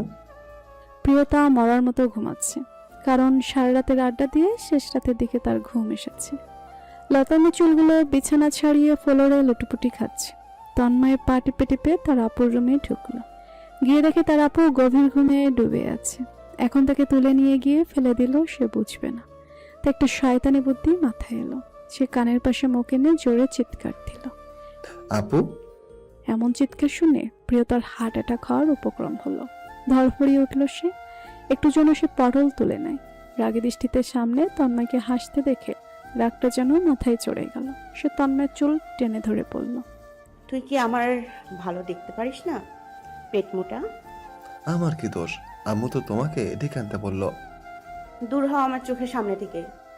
কাঁচা ঘুমটা ভেঙে জমায় প্রিয়তার মাথাটা ঝিমঝিম করছে। নীলাপ চোখে অজস্র ঘুম, কিন্তু সেই সব পাত্তা না দিয়ে শরীরটা টেনে টুনে বিছানা থেকে তুলে ওয়াশরুমের দিকে গেল। ফ্রেশ হয়ে এসে ওড়নাটা নিয়ে ডুলু ডুলু চোখে চুল হাত দিয়ে খোপা করতে করতে বাইরে চলে গেল। ডাইনিং টেবিলে শিকদার বংশের বংশধররা টেবিল আলো করে বসে আছে। তখন পুরুষটা খাওয়ার সময় অনেক ডেকেও অর্থি বেগম জমিদারদের ঘুম থেকে তুলতে পারেননি।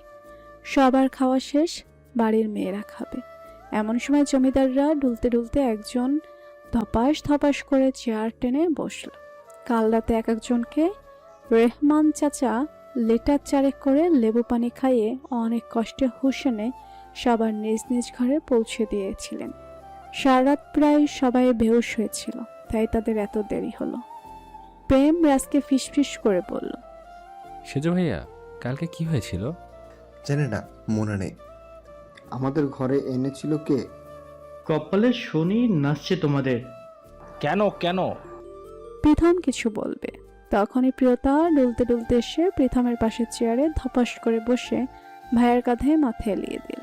প্রীতম বোনকে আগলে নিয়ে বলল, খুব ঘুম পাচ্ছে বুনু। হুম। সারা রাত কি চুরি করেছিস? তোকে একদম চোরের মতো লাগছে প্রিয়। এই টেপ রেকর্ডারগুলো বন্ধ করো ভাইয়া। প্রীতম ভাইদের চোখ রাঙালো। ইনায়া বলল, কি হয়েছে বেবি? চুপ কর পোল্টিবাজ। এই ড্রামা বন্ধ কর। শুন, আই হ্যাভ আ প্ল্যান। কি প্ল্যান? কালকে ভাইয়ারা সেম আউটফিট পরেছিল, আজ আমরা পরবো। কি পরবো আমরা? আমি সবার জন্য একই ডিজাইনার শাড়ি এনেছি। আমি পারবো না, তোরা পর। বনু প্লিজ, আপুর বিয়ের আনন্দটা মাটি করবি না। তাদের এইসব কথার মাঝে চারগিন্নি সবার প্লেটে খাবার তুলে দিলেন। তনুশ্রী বেগম বড় যাকে বললেন, ভাবি দেখেন তো কি সুন্দর লাগছে আমাদের ছেলে মেয়েদের, মাশাআল্লাহ। ঠিক বলেছ। মুগ্ধ দৃষ্টিতে চারজন মা তাদের সন্তানদের হাসি খুশি মুখ দেখে তৃপ্তির নিঃশ্বাস ফেললেন। অর্থী বেগম বললেন, ভাবি, এদেরকে চেনো না, এদের পেটে পেটে শয়তানি, এক একটা গোপী যন্ত্র। আর ওরা যদি একটু প্রণয়ের মতো হতো তাহলে আমাদের আর কোনো চিন্তাই থাকতো না। এতক্ষণ প্রহেলিকা তাদের কথা শুনছিল। সে অনেকটা চুপচাপ প্রকৃতির মেয়ে, অনেকটা প্রণয়ের মতো। সে আর প্রীতম পিঠাপিঠি, কিন্তু সে ভাইদের মতো প্রণচ্ছল আচরণ করতে পারে না। তবে সবাই তাকে বড় আপু হিসেবে অনেক সম্মান করে। প্রহেলিকা বলল, এমন করছিস কেন প্রিয়? সবাই এত করে বলছে রাজি হয়ে যা প্রিয়তা। প্রহেলিকার দিকে তাকালো। প্রহেলিকাকে দেখলে তার ভেতরে কেমন অদ্ভুত যন্ত্রণা হয়, কিন্তু তা কোনোদিনই প্রকাশ করার মতো নয়। প্রিয়তা বলল, সরি আপু, কালকে আমার অনেক কষ্ট হয়েছে। সব শুনে প্রীতম বলল, তোদের যা ইচ্ছা হয় কর, আমার বোনকে জোর করবি না। সবাই পরোটা দিয়ে গরুর মাংসের ভুনা খাচ্ছে। শুধু প্রিয়তা প্লেট ভরে খিচুড়ি আর 4 পিস ইলিশ মাছ ভাজা নিয়েছে, কারণ এটা তার সব থেকে প্রিয় খাবার। খিচুড়ির প্লেট তোলার সময় সে ভাবে না খেতে পারবে কিনা। সবাই খেয়ে চলে যাচ্ছে একে একে, শুধু প্রিয়তা এখনো খাচ্ছে। এর মানে এই নয় যে সে অনেক বেশি খায়, বরং একটু একটু করে খাচ্ছিল। তখন থিরা দৌড়ে এসে বলল, আপু, বড় আপু, ফুপিরা এসে গেছে। থিরার কথা শুনে প্রিয়তা লাফিয়ে উঠল। আধ খাওয়া প্লেট ফেলে হাত ধুয়ে ছুটল ফুফির কাছে। সে চলে যেতেই কেউ এসে তার খিচুড়ির প্লেটটা সরিয়ে ফেলল। প্রিয়তা দৌড়ে গিয়ে মেহজাবিন চৌধুরীকে জড়িয়ে ধরল। মেহজাবিন চৌধুরী সাদমান শিকদার ও খালেদ শিকদারের ছোট 4 ভাই, এক বোনের মধ্যে একমাত্র বোন। তিনি কানাডায় থাকেন, ভাইজির বিয়েতে এসেছেন। মেহজাবিন চৌধুরীর স্বামী ফাহাদ চৌধুরী একজন ব্যবসায়ী। তাদের 2 ছেলে মেয়ে। বড় ছেলে শুদ্ধ চৌধুরী কানাডার অন্যতম সেরা হার্ট সার্জন। সে প্রণয়ের সমবয়সী, কিন্তু কোনো এক অজানা কারণে প্রণয় ও শুদ্ধ একে অপরকে পছন্দ করে না। ছোট মেয়ে শ্বেতা চৌধুরী অনার্স 2য় বর্ষে পড়ে। এতক্ষণ সবাই চলে এসেছে, কারণ মেহজাবিন চৌধুরী তার ছেলে মেয়ের চেয়ে ভাইয়ের ছেলে মেয়েদের প্রতি বেশি ভালোবাসা দেখান, তাই তারা সবাই ফুফিকে অনেক ভালোবাসে। প্রিয়তা অনেকক্ষণ ফুফির সাথে কথা বলছিল। খিচুড়ির কথা মনে পড়তেই ডাইনিং প্লেসে ছুটে গেল। গিয়ে দেখলো ওর প্লেট হাওয়া। খিচুড়ির পাত্রে আর একটু নেই, কারণ যা ছিল সব সে আগেই প্লেটে তুলে নিয়েছিল। প্রিয়তার মন খারাপ হয়ে গেল। মনে মনে বলল, কোন খাদক নিয়ে গেছে তার যেন কখনো ভালো না হয়। কত কিছু আছে, সেসব রেখে ওর খিচুড়ির দিকে নজর পড়লো। মনে মনে বকতে বকতে চলে গেল নিজের ঘরে। কেউ একজন অনেক তৃপ্তি নিয়ে পুরো প্লেট খালি করে হাত ধুয়ে বাইরে বেরিয়ে গেল। কালকের চেয়ে আজকের ব্যস্ততা আরো বেশি। মাগরিবের নামাজের পর বিয়ে হবে। সকাল 9টা বাজতে পারল না, গরমের উত্তাপ ছড়ানো শুরু। প্রণয় ঘুরে ঘুরে সবকিছুর তদারকি করছে। গরমের তাপে ছেলেটা লাল হয়ে গেছে। পরনের সাদা শার্টটা লেপ্টে আছে গায়ের সাথে। হঠাৎ অনুভব করল তার পিঠে কেউ হাত রাখলো। প্রণয় শান্তভাবে পেছনে তাকালো। কাউকে দেখে ওর ঠোঁটে এক টুকরো হাসি ফুটলো। ছেলেটা প্রণয়কে জড়িয়ে ধরল। কি ভাই, তুই তো বন্ধুকে ভুলেই গেছিস, তাই বলে আমি তো আর ভুলে যেতে পারি না। মুখটা দুঃখী দুঃখী করলো ছেলেটা। প্রণয় ভুরু কুচকে বলল। ড্রামাবাজ। আবার হাঁটা দিল। সঙ্গে সঙ্গে ছেলেটা হেঁটে গিয়ে বলল। প্রথম সন্দেহের দৃষ্টিতে ভাইয়ের দিকে তাকিয়ে আবার সামনে তাকালো। বন্ধুটিকে বাদ দিয়ে অন্য দুই রমণীর উপর দৃষ্টি রাখলো। তারপর রাজের দিকে চোখ গরম করে তাকিয়ে বলল। বেয়াদব, তুমি খুব সুপুরুষ। কি বলতে চাস? প্রেম আমাকে সব বলে দিয়েছে। এটা শুনে প্রীতমের কপালে ভাঁজ পড়ল। প্রেমকে এই মুহূর্তে সামনে পেলে ছাদ থেকে ধাক্কা দিয়ে ফেলে দিত নিশ্চিত। রাজ আবার সেই দুষ্ট হাসি দিল। এই কথা পাঁচ কান হলে তোর পাখি আকাশে উড়িয়ে দিব। আমার পাখি না থাকলে তোমার পাখিও থাকবে না ব্রো। প্রীতম বিরক্ত হয়ে চলে যেতে বলল। পুকুর পাড়ে চলে আসিস। ডান্স শেষ হতে প্রেরণা বলল। এখন হলুদ দেওয়া হবে, এরপর আবার পার্টি শুরু হবে। সবার আগে হলুদ দেবে বড় দাদার। কিন্তু আশেপাশে কোথাও প্রণয়কে দেখা গেল না। অন্যরা বলল। সে পরে লাগাবো, হলুদ দেয়া শুরু করা হোক। এই কথায় সবাই চেঁচিয়ে উঠে বলল না। সবার আগে বড় দাদাই হলুদ লাগাবে। বনু যা, দাদানকে ডেকে নিয়ে আয়। পরিণীতা চলে গেল ডাকতে। ছাদ থেকে নেমে 3 তলার করিডোরে আসতেই কেউ তার মুখ চেপে ধরল। পাশের রুমে ঢুকিয়ে দিল। প্রায় 20 মিনিট হয়ে গেছে। পড়ে গেছে, কিন্তু এখন আসার নামগন্ধ নেই। সমুদ্র বিরক্ত হয়ে পড়ল। তুই পারিস ভাই। লেট লতিফকে দিয়েছিস দায়িত্ব, প্রিয়তাকে। বনু তুই যা। আমি? হ্যাঁ, তুই দৌড়ে গিয়ে দাদানকে ডেকে নিয়ে আয়। অগত্যা প্রিয়তা প্রণয়কে ডাকতে চলে গেল। এতক্ষণ ধরে সব ছেলেরা প্রিয়তাকে চোখ দিয়ে গিলছিল। শিকদার বাড়ির সব মেয়েরাই ভীষণ সুন্দর, চোখ ফেরানো যায় না। কিন্তু এই মেয়ের মাঝে অন্যরকম এক জাদু আছে, যা মোহগ্রস্ত করে দেয়। প্রিয়তা সারা বাড়ি খুঁজেও পেল না। শেষে 3 তলার মাঝারি আকারের ছাদে গিয়ে থমকে গেল। এবার প্রিয়তাকেও না আসতে দেখে সবাই বিরক্ত হলো। দাদান হয়তো বাড়িতে নেই, আর ওরা দুজন নিশ্চয় গল্প জুড়ে দিয়েছে। আপু ঠিক বলেছেন। তাহলে মেজো দাদান আগে হলুদ দেবে? সবাই রাজি হলো। প্রথম প্রিয়তমা হলুদ দেবে। ঠিক তখনই কয়েক মাইক্রো সেকেন্ডের মধ্যে তন্ময় দুগাল ভরে হলুদ লাগিয়ে দিল। এই কাণ্ড দেখে সবাই হেসে উঠল। আমাদের ছোট্ট খোকা চ্যাম্পিয়ন প্রথম হলুদ দিল। এক এক করে সবাই হলুদের আনন্দে মেতে উঠল। কিন্তু ইনায়ের মনে কেমন সন্দেহ হলো। প্রিয়তা এমনি হাওয়ায় উড়ে যাওয়ার মেয়ে নয়। সে ছাদ থেকে নেমে পুরো বাড়ি প্রতিটা ঘর খুঁজল। পরিণীতা আর প্রিয়তাকে কোথাও না পেয়ে শেষে রক্তপদ্ম পুকুর পাড়ে গেল। সে জায়গাটা খুব সুন্দর করে লাইটিং করা, কিন্তু আশেপাশে কেউ নেই।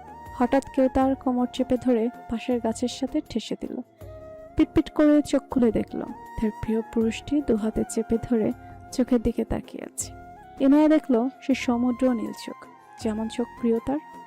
ইনায়া চোখ মেরে বলল।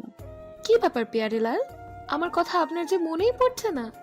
আমি ভাবলাম বিয়ে বাড়ির সুন্দরীদের ভিড়ে আমি আপনার চোখেই পড়ছি না।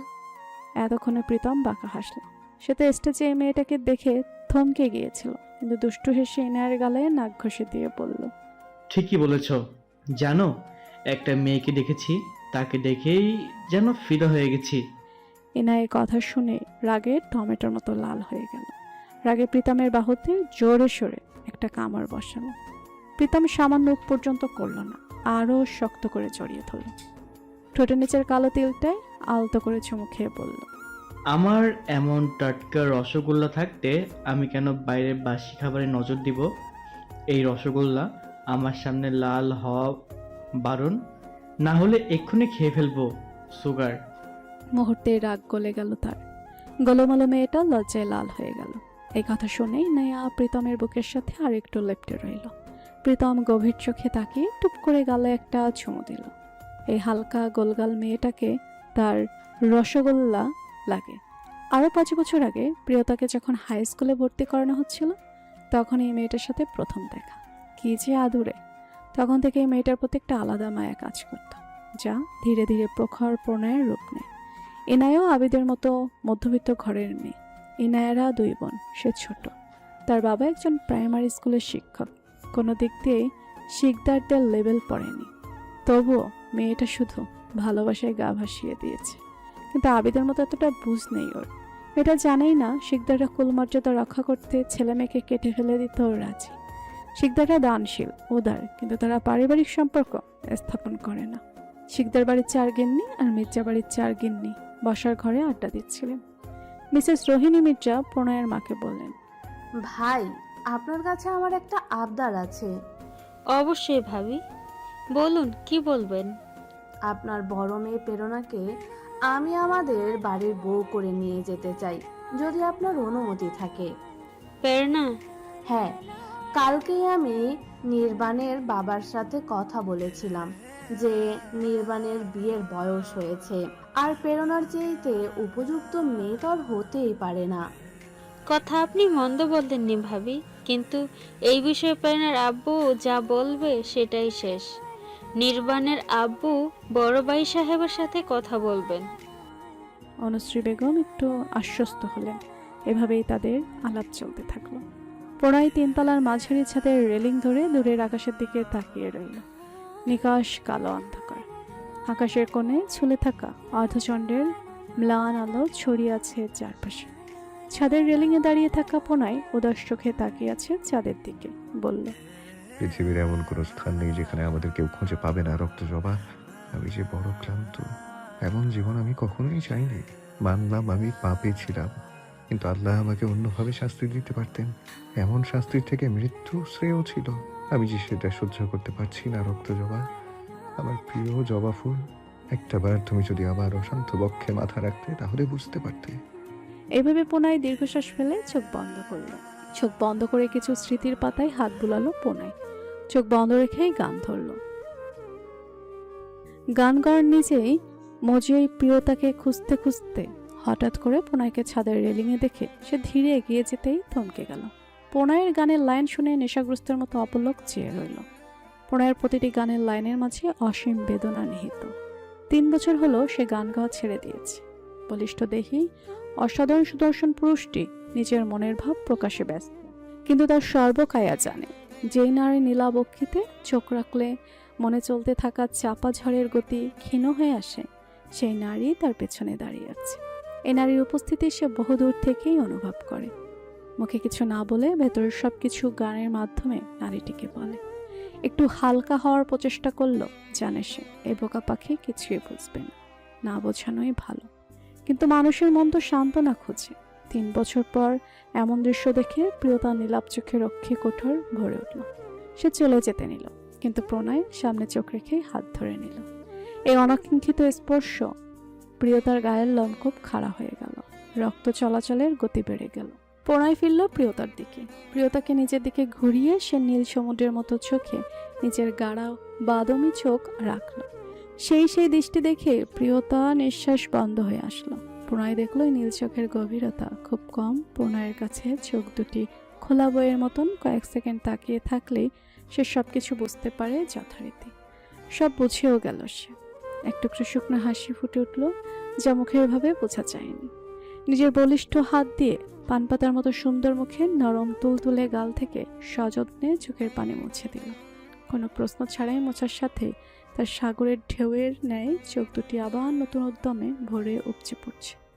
কথায় আছে না, মন যার কাছে প্রশ্রয় পেতে চায় তার কাছে একটু প্রশ্রয় পেলে বেহায়া হয়ে ওঠে। কিন্তু প্রিয়তাকে তো শক্ত হতে হবে। এই সুখী লোকের কাছে সে কিছুই বুঝতে দেবে না। ফিরে দৌড় দিতে চাইলেই শাড়ির কুচি বেঁধে পড়তে নিতেই প্রণয় আবার এক ঝটকায় ধরে ফেলল। প্রণয় না ধরলে মুখ থুবড়ে পড়তো সে নিশ্চিত। হাত ধরে সোজা করার জন্য টান দিতেই প্রিয়তা প্রণয়ের বুকে ছিটকে পড়ল। হঠাৎ কাঙ্ক্ষিত নারীর অনাকাঙ্ক্ষিত ছোঁয়ায় প্রণয়ের বুকের ভেতরটা কেঁপে উঠল। প্রিয়তা জমে গিয়েছে। আবদ্ধ অশ্রুর ধারা আরো বেশি উপচে পড়তে লাগলো। প্রাণটা কেমন ছটফটিয়ে উঠল। প্রিয়তার অতি প্রিয় পুরুষের গা থেকে ছুটে আসা সে পরিচিত ঘ্রাণ নাসারন্ধ্রে প্রবেশ করতে যেন মাথাটা ঝিমঝিম করে উঠল। নিঃশ্বাসে শুষে নিতে থাকলো সে অতি প্রিয় গন্ধ, যা মাদকের মতো টানে। কয়েক মুহূর্ত পর প্রিয়তাকে সোজা করে দাঁড় করালো প্রণয়। মাথা থেকে পা পর্যন্ত স্ক্যান করলো। তারপর কিছু না বলেই প্রিয়তাকে ঘুরিয়ে নিল। পিঠ থেকে অতিরিক্ত সেফটিপিন খুলে নিয়ে পেটের পাশ থেকে সরে যাওয়া শাড়ির আঁচল দুদিক ধরে আবার পিন আপ করে দিল। যতবার প্রণয়ের হাত তার পেটে স্পর্শ করছিল ততবার কেঁপে উঠছিল প্রিয়তা। শাড়ি ঠিক করে আবার ঘুরিয়ে দিয়ে হাঁটু অবধি খোলা লতানো চুলগুলো ভালো করে পেঁচিয়ে নিজের হাতে খোপা করল। ছাদের সাদা গোলাপ গাছ থেকে একটি ডাঁটাসহ ফুল তুলে খোপায় গেঁথে দিল, যাতে চুল খুলে না যায়। পকেট থেকে রুমাল বের করে ঠোঁটে লিপস্টিক তুলতে লাগলো। প্রিয়তা অবাক চোখে তাকিয়ে রইল। প্রিয়তা, তার কিছু বলার ভাষা নেই, হয়তো ইচ্ছেও নেই। তার জীবনে এমন মুহূর্ত অসম্ভব স্বপ্নের মতো। প্রণয়ের সুন্দর মুখের দিকে তাকিয়ে ভাবল, আল্লাহ যদি এমন কিছু সময় আমাকে উপহার দেন, খুব একটা ক্ষতি হবে না। প্রিয়তা মাঝে মাঝে ভেবে পায় না, এগুলো তার কি নিষিদ্ধ অনুভূতি? প্রিয়তা জানে সামনে দাঁড়ানো পুরুষটির উপর তার এক চুল পরিমাণও অধিকার নেই। সে সম্পূর্ণ অন্য কারো। হয়তো সত্যিই তার মনের ভালোবাসাটা পাপ, কিন্তু তার মন চিৎকার করে বলল, মিথ্যে কথা, আমার ভালোবাসায় কোনো পাপ নেই, কোনো খাদ নেই। সে অন্য কারো, সেটাই তার সমস্যা, আমার নয়। আমার ভালোবাসা কলঙ্কিত নয়। এমন হাজারো ভাবনার অতলে হারিয়ে গেল প্রিয়তা। প্রণয় অনেকক্ষণ ঘষাঘষি করেও লিপস্টিক তুলতে পারছে না, ঠোঁট হালকা ফুলে গেছে। বিরক্ত হলো সে। যতটুকু উঠেছে ততটুকু থাক। এরপর পা পর্যন্ত চোখ বোলালো প্রিয়তার উপর। তারপর গম্ভীর স্বরে বলল, যা এখন। প্রিয়তার এক মুহূর্ত না থেকে সোজা চলে গেল নিজের ঘরে।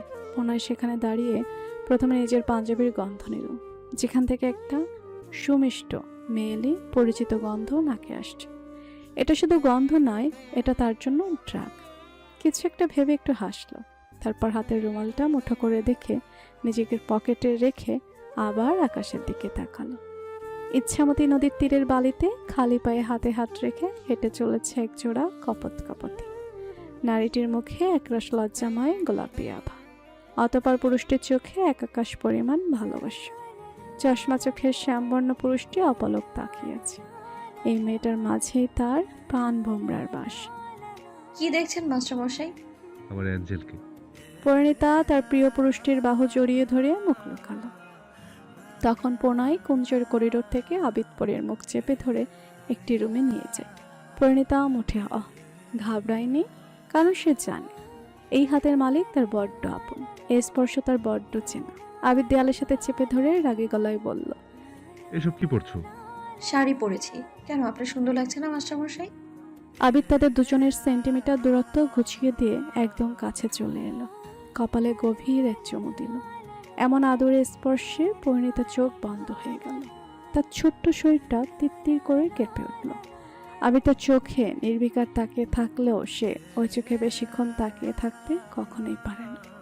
আবিদ গালটা দু হাতে রাজলাই নিয়ে নাকের ডগায় চুমু খেয়ে বলল, আমি কখনো চাই না তোমার এমন রূপ আমি ব্যতীত অন্য কেউ দেখুক। তুমি কারোর জন্য আর এমন ভাবে সাজবে না। পরিণীতা মাথা দুলিয়ে আবিদের বুকে নাক মুখ গুজিয়ে দিয়ে নিবিড়ভাবে জড়িয়ে ধরল।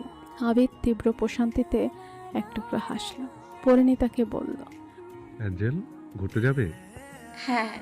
পরিণীতা কিছু না ভেবেই হ্যাঁ বলে দিল, কারণ সে জানে এই মানুষটি তার সবচেয়ে নিরাপদ স্থান, যার সাথে নির্দ্বিধায় চোখ বন্ধ করে যে কোনো জায়গায় চলে যাবে। এভাবে যাওয়া যাবে না। কিভাবে যাব তাহলে? চলো আমার সাথে। আবিদ পরিণীতাকে তার রুমে নিয়ে গিয়ে বলল, যাও, একটু চেঞ্জ করে নর্মাল কিছু পরে আসো। পরিণীতা বিনা বাক্যে ওয়ার্ড্রপ থেকে একটা সুন্দর ম্যাজেন্টা কালারের ফুল স্লিভ প্রিন্টেড 3 পিস নিয়ে ওয়াশরুমে চলে গেল। ওয়াশরুম থেকে চেঞ্জ করে বেরিয়ে দেখে আবিদ প্যান্টের পকেটে হাত ঢুকিয়ে দাঁড়িয়ে আছে। পরিণীতাকে দেখে একটু হেসে বলল, বসো। পরিণীতা বসতে তার চুল থেকে তোয়ালেটা খুলে নিল। তোয়ালেটা সরাতে কোমর ছাড়িয়ে গেল রিবান্ডিং করা চুলগুলো। আবিদ নিজের হাতে চুলে একটা বেনুনি করে দিল। যদিও ওটা তেমন ভালো হয়নি, তবেই এটা পরিণীতার কাছে সবচেয়ে সুন্দর বেনুনি। কানে ছোট ছোট স্টার ইয়াররিংস আর কপালে একটা ছোট্ট কালো টিপ পরিয়ে দিল। ব্যাস, এতেই যেন সত্যিকারের পরি লাগছে। আবিদ কিছুক্ষণ চেয়ে থেকে বাহারটা নিজের হাতে মুঠে নিয়ে বলল, চলো। এরপর দুজন প্রণয় কুঞ্জ থেকে বেরিয়ে ইচ্ছামতি নদীর তীরে ঘুরতে লাগলো। সবাই একবার হলেও ঘুরে দেখছে, কারণ তাদের সত্যি একসাথে অপূর্ব মানিয়েছে। প্রণয় কুঞ্জে গায়ে হলুদের অনুষ্ঠান এখনো চলছে। রাত প্রায় 11টা। বাড়ির পেছনের পুকুর পাশে আসর বসিয়েছে তরুণ শিকদাররা। বাচ্চা 4 বড় ভাইয়ের চোখ ফাঁকি দিয়ে প্রেম, প্রীতম, সমুদ্র, অরণ্য, রাজ আর তাদের ঘনিষ্ঠ বন্ধুরা গ্লাস খালি করছে একের পর এক, আর বিজ্ঞের মতো মতামত দিচ্ছে, যেন তারা প্রত্যেকেই এক একজন এক এক দেশের প্রেসিডেন্ট। রাতের মধ্যপ্রহর চলমান শিকদার বাড়ির কানায় কানায় বাচ্চা, মহিলা, পুরুষ, যুবক যুবতীর উপচে পড়া ভিড়। আর কেচোর মেচোরে বোঝার উপায় নেই যে এখন মধ্যরাত। কিছু সময় পূর্বেই হলুদের প্রোগ্রাম বন্ধ হয়েছে। সবাই অনেক ক্লান্ত, কিন্তু ঘুমানোর সময় একটা বিরাট বিপত্তি বেঁধে গেল। আগের রাতে সবাই ঘর গুলিতে ঠেসে ঠুসে ফিট হয়ে গেলেও আজকে তার দ্বিগুণ পরিমাণ মানুষ। প্রণয়কুঞ্জের প্রতিতলায় 24টি করে মোট 96টি রুম রয়েছে, তাও আজকে আর জায়গা হলো না। তাই ঠিক করা হলো ছাদে, ড্রয়িং রুমে, চিলে কোঠায় সব জায়গায় ঘুমানো হবে।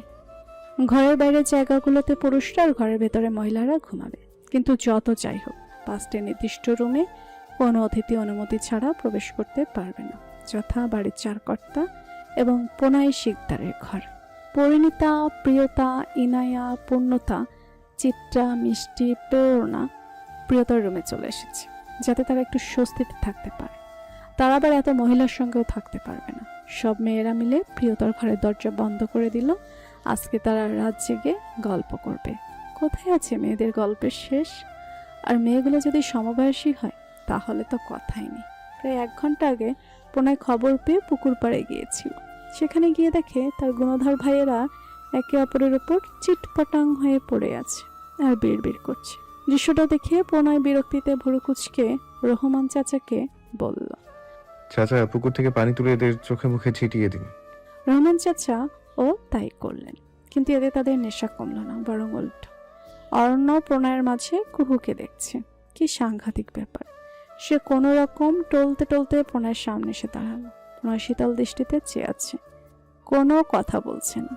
যারা স্বাভাবিক অবস্থায় তারা বড় দাদানের সামনে মেপে মেপে কথা বলে, নেশার ঘরে তার থেকে নিজের প্রেমিকা লাগছে। অরণ্য প্রণয়ের গায়ে হাত দিয়ে বলল, চিত্রা, তুমি এত শক্ত, লম্বা আর মোটা কেমন করে হলে? বলে গালে হাত দিতে অনুভব করলো হাতে খোঁচা লাগছে। এটা দেখে অরণ্য কাঁদো কাঁদো হয়ে পড়ল।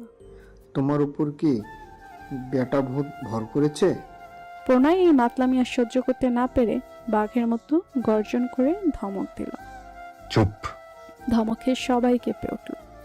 একেবারে ভদ্র বাচ্চার মতো শান্ত হয়ে দাঁড়িয়ে গেল। তাদের 30% নেশা ঘেটে গেছে।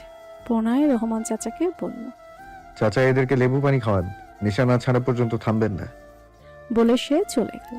রহমান চাচা এতক্ষণ ভয়ে কাঁপছিলেন। ধমক শুনে লাফিয়ে উঠলেন। এই পুরো ঘটনা 3 তলায় প্রিয়তার রুমের ব্যালকনি থেকে মেয়েরা দেখছিল। তারা হাসতে হাসতে একজন আরেকজনের উপর গড়িয়ে পড়ছিল। সেই ভয় পেয়েছে।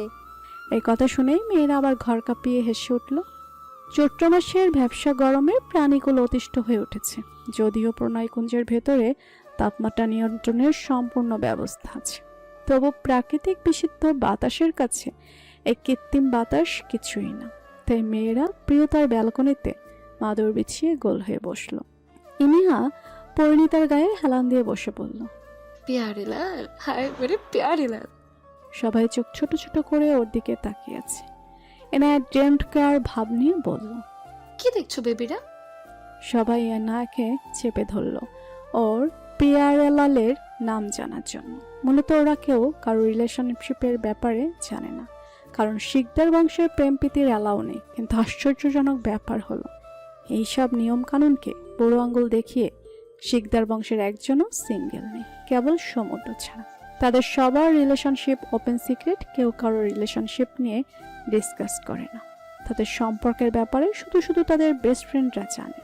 প্রিয়তা মিটিমিটি করে হাসছে। সবাই হতাশ হয়ে বলল, তোর প্যারালালকে কি আমরা নিয়ে যাব? এভাবেই তাদের গল্পের আসর জমে উঠল। এভাবেই গল্প আর আড্ডা চলতে থাকলো। রাতের অন্ধকার সরে দিনের আলো এসে ধরণীকে আলোকিত করল। পাখির সুমিষ্ট কলতানে মুখর চারপাশ। আজকের দিনটি বিশেষ পৃথার বিয়ে। প্রণয়কুঞ্জ সরগরম। শিকদার বাড়ির 4 গিন্নি, প্রহেলিকা ও আরও 1 ডজন মহিলা মিলে রান্নাঘরে সকালের নাস্তা তৈরি করছেন। চিত্রা পরিণীতা টেবিল সেট করতে ব্যস্ত।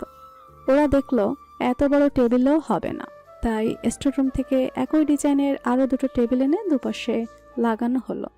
শিকদার পরিবারের সদস্য সংখ্যা 22 জন, কিন্তু এখন ডাইনিং প্লেসে 80 জনের বেশি মানুষের খাবারের আয়োজন করা হয়েছে। প্রথমে পুরুষরা খাবেন, বাড়ির কর্তা সহ বিশিষ্ট অতিথিরাও পরিবারের ছেলেরা। তারপর বাড়ির অতিথি মহিলারা খাবেন, এরপর বাড়ির মেয়েরা। এইভাবেই সবার জন্য আয়োজন করা হয়েছে।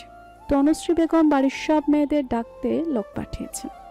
10 মিনিট পর প্রেরণা, মিষ্টি, কুহু, থিরা, সায়রা, পৃথা সহ প্রিয়তা ছাড়া সবাই এসে হাজির হলো। অর্থি বেগম মেয়েদের বললেন, খাবারগুলো টেবিলে পরিবেশন করো। সব মেয়েরা মিলে 15 মিনিটের মধ্যেই সব খাবার টেবিলে সাজিয়ে দিল। রুটি, লুচি, পরোটা, টোস্ট, ব্রেড, খিচুড়ি, গরুর মাংস ভুনা, খাসির মাংস ভুনা, বাটার চিকেন, এগ স্যান্ডউইচ, পায়েস সহ 10 রকমের ডেজার্ট আইটেম আর আরও অনেক কিছু। খাবারের গন্ধে মুখর চারপাশ। প্রথমে পুরুষরা, তারপর মহিলারা নাস্তা করে নিলেন। এখন শুধু মেয়েরা বাকি। প্রিয়তা এখনো আসেনি। অনুজা বেগম তন্ময়কে বললেন, তোর প্রিয় আপুকে ডেকে নিয়ে আয়। এই কথা শুনে তন্ময় একটু দুষ্টু হাসি দিয়ে বলল, ঠিক আছে আম্মু। প্রিয়তা মরার মতো ঘুমাচ্ছে, কারণ সারা রাতের আড্ডা দিয়ে শেষ রাতের দিকে তার ঘুম এসেছে। লতানো চুলগুলো বিছানা ছাড়িয়ে ফ্লোরে লুটুপুটি খাচ্ছে। তন্ময় পা টিপে টিপে তার আপুর রুমে ঢুকলো। গিয়ে দেখে তার আপু গভীর ঘুমে ডুবে আছে। এখন তাকে তুলে নিয়ে গিয়ে ফেলে দিল, সে বুঝবে না। তা একটা শয়তানি বুদ্ধি মাথায় এলো। সে কানের পাশে মুখ এনে জোরে চিৎকার দিল। আপু, এমন চিৎকার শুনে প্রিয়তার হার্ট অ্যাটাক হওয়ার উপক্রম হলো। ধরফড়িয়ে উঠল সে। একটু যেন সে পটল তুলে নেয়। রাগী দৃষ্টিতে সামনে তন্ময়কে হাসতে দেখে রাগটা যেন মাথায় চড়ে গেল। সে তন্ময়ের চুল টেনে ধরে পড়ল, তুই কি আমার ভালো দেখতে পারিস না, পেট মোটা? আমার কি দোষ? আম্মু তো তোমাকে ডেকে আনতে বললো। দূর হ আমার চোখের সামনে থেকে। কাঁচা ঘুমটা ভেঙে জমায় প্রিয়তার মাথাটা ঝিমঝিম করছে। নীলাপ চোখে অজস্র ঘুম, কিন্তু সেই সব পাত্তা না দিয়ে শরীরটা টেনে টুনে বিছানা থেকে তুলে ওয়াশরুমের দিকে গেল। ফ্রেশ হয়ে এসে ওড়নাটা নিয়ে ডুলু ডুলু চোখে চুল হাত দিয়ে খোপা করতে করতে বাইরে চলে গেল। ডাইনিং টেবিলে শিকদার বংশের বংশধররা টেবিল আলো করে বসে আছে। তখন পুরুষটা খাওয়ার সময় অনেক ডেকেও অর্থি বেগম জমিদারদের ঘুম থেকে তুলতে পারেননি। সবার খাওয়া শেষ, বাড়ির মেয়েরা খাবে। এমন সময় জমিদাররা ডুলতে ডুলতে একজন ধপাস ধপাস করে চেয়ার টেনে বসল। কাল রাতে এক একজনকে রেহমান চাচা লিটার চারেক করে লেবু পানি খাইয়ে অনেক কষ্টে হুঁশ এনে সবার নিজ নিজ ঘরে পৌঁছে দিয়েছিলেন। সারা রাত প্রায় সবাই বেহুশ হয়েছিল, তাই তাদের এত দেরি হলো। প্রেম রাজকে ফিসফিস করে বলল, সেজো ভাইয়া, কালকে কি হয়েছিল? জানি না, মনে নেই। আমাদের ঘরে এনেছিল কে? কপালে শনি নাচছে তোমাদের। কেন কেন? প্রীথম কিছু বলবে, তখনই প্রিয়তা ডুলতে ডুলতে এসে প্রীথমের পাশের চেয়ারে ধপাস করে বসে ভাইয়ের কাঁধে মাথা এলিয়ে দিল। প্রীথম বোনকে আগলে নিয়ে বলল, খুব ঘুম পাচ্ছে বুনু। সারা রাত কি চুরি করেছিস? তোকে একদম চোরের মতো লাগছে প্রিয়।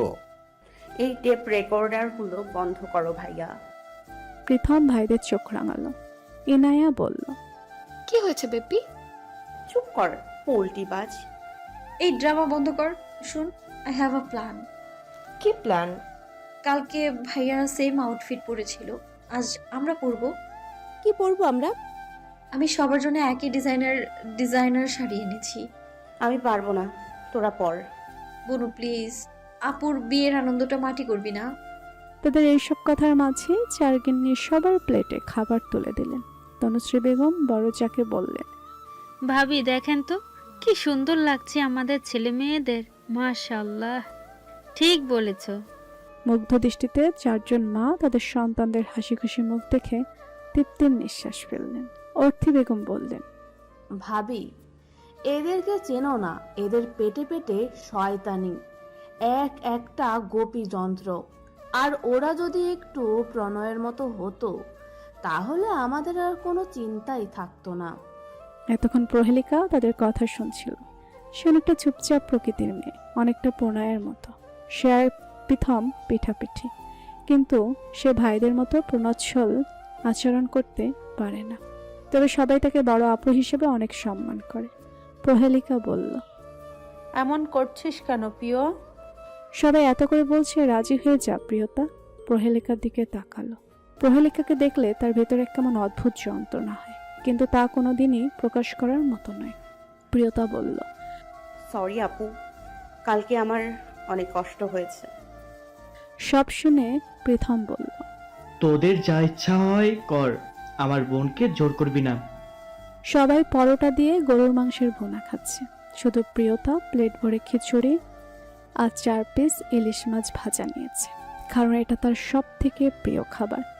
খিচুড়ির প্লেট তোলার সময় সে ভাবে না খেতে পারবে কিনা। সবাই খেয়ে চলে যাচ্ছে একে একে, শুধু প্রিয়তা এখনো খাচ্ছে। এর মানে এই নয় যে সে অনেক বেশি খায়, বরং একটু একটু করে খাচ্ছিল। তখন থিরা দৌড়ে এসে বলল, আপু, বড় আপু, ফুপিরা এসে গেছে। থিরার কথা শুনে প্রিয়তা লাফিয়ে উঠল। আধ খাওয়া প্লেট ফেলে হাত ধুয়ে ছুটল ফুফির কাছে। সে চলে যেতেই কেউ এসে তার খিচুড়ি প্লেটটা সরিয়ে ফেলল। প্রিয়তা দৌড়ে গিয়ে মেহজাবিন চৌধুরীকে জড়িয়ে ধরল। মেহজাবিন চৌধুরী সাদমান শিকদার ও খালিদ শিকদারের ছোট 4 ভাই, এক বোনের মধ্যে একমাত্র বোন। তিনি কানাডায় থাকেন, ভাইজির বিয়েতে এসেছেন। মেহজাবিন চৌধুরীর স্বামী ফাহাদ চৌধুরী একজন ব্যবসায়ী। তাদের 2 ছেলে মেয়ে। বড় ছেলে শুদ্ধ চৌধুরী কানাডার অন্যতম সেরা হার্ট সার্জন। সে প্রণয়ের সমবয়সী, কিন্তু কোনো এক অজানা কারণে প্রণয় ও শুদ্ধ একে অপরকে পছন্দ করে না। ছোট মেয়ে শ্বেতা চৌধুরী অনার্স 2য় বর্ষে পড়ে। এতক্ষণ সবাই চলে এসেছে, কারণ মেহজাবিন চৌধুরী তার ছেলে মেয়ের চেয়ে ভাইয়ের ছেলে মেয়েদের প্রতি বেশি ভালোবাসা দেখান। তাই তারা সবাই ফুফিকে অনেক ভালোবাসে।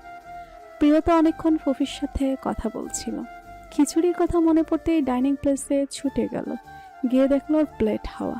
খিচুড়ি পাত্রে আর একটু নেই, কারণ যা ছিল সব সে আগেই প্লেটে তুলে নিয়েছিল। প্রিয়তার মন খারাপ হয়ে গেল, মনে মনে বলল, কোন খাদক নিয়ে গেছে তার যেন কখনো ভালো না হয়। কত কিছু আছে, সেসব রেখে ওর খিচুড়ির দিকে নজর পড়লো। মনে মনে বকতে বকতে চলে গেল নিজের ঘরে। কেউ একজন অনেক তৃপ্তি নিয়ে পুরো প্লেট খালি করে হাত ধুয়ে বাইরে বেরিয়ে গেল। কালকের চেয়ে আজকের ব্যস্ততা আরও বেশি। মাগরিবের নামাজের পর বিয়ে হবে। সকাল 9টা বাজতে পারল না, গরমের উত্তাপ ছড়ানো শুরু। প্রণয় ঘুরে ঘুরে সবকিছুর তদারকি করছে। গরমের তাপে ছেলেটা লাল হয়ে গেছে। পরনের সাদা শার্টটা লেপ্টে আছে গায়ের সাথে। হঠাৎ অনুভব করলো তার পিঠে কেউ হাত রাখলো। প্রণয় শান্তভাবে পেছনে তাকালো। কাউকে দেখে ওর ঠোঁটে এক টুকরো হাসি ফুটলো। ছেলেটা প্রণয়কে জড়িয়ে ধরল। কি ভাই, তুই তো বন্ধুকে ভুলেই গেছিস, তাই বলে আমি তো আর ভুলে যেতে পারি না। মুখটা দুঃখী দুঃখী করলো ছেলেটা। প্রণয় ভুরু কুচকে বলল, ড্রামাবাজ। আবার হাঁটা দিল। সঙ্গে সঙ্গে ছেলেটা হেঁটে গিয়ে বলল,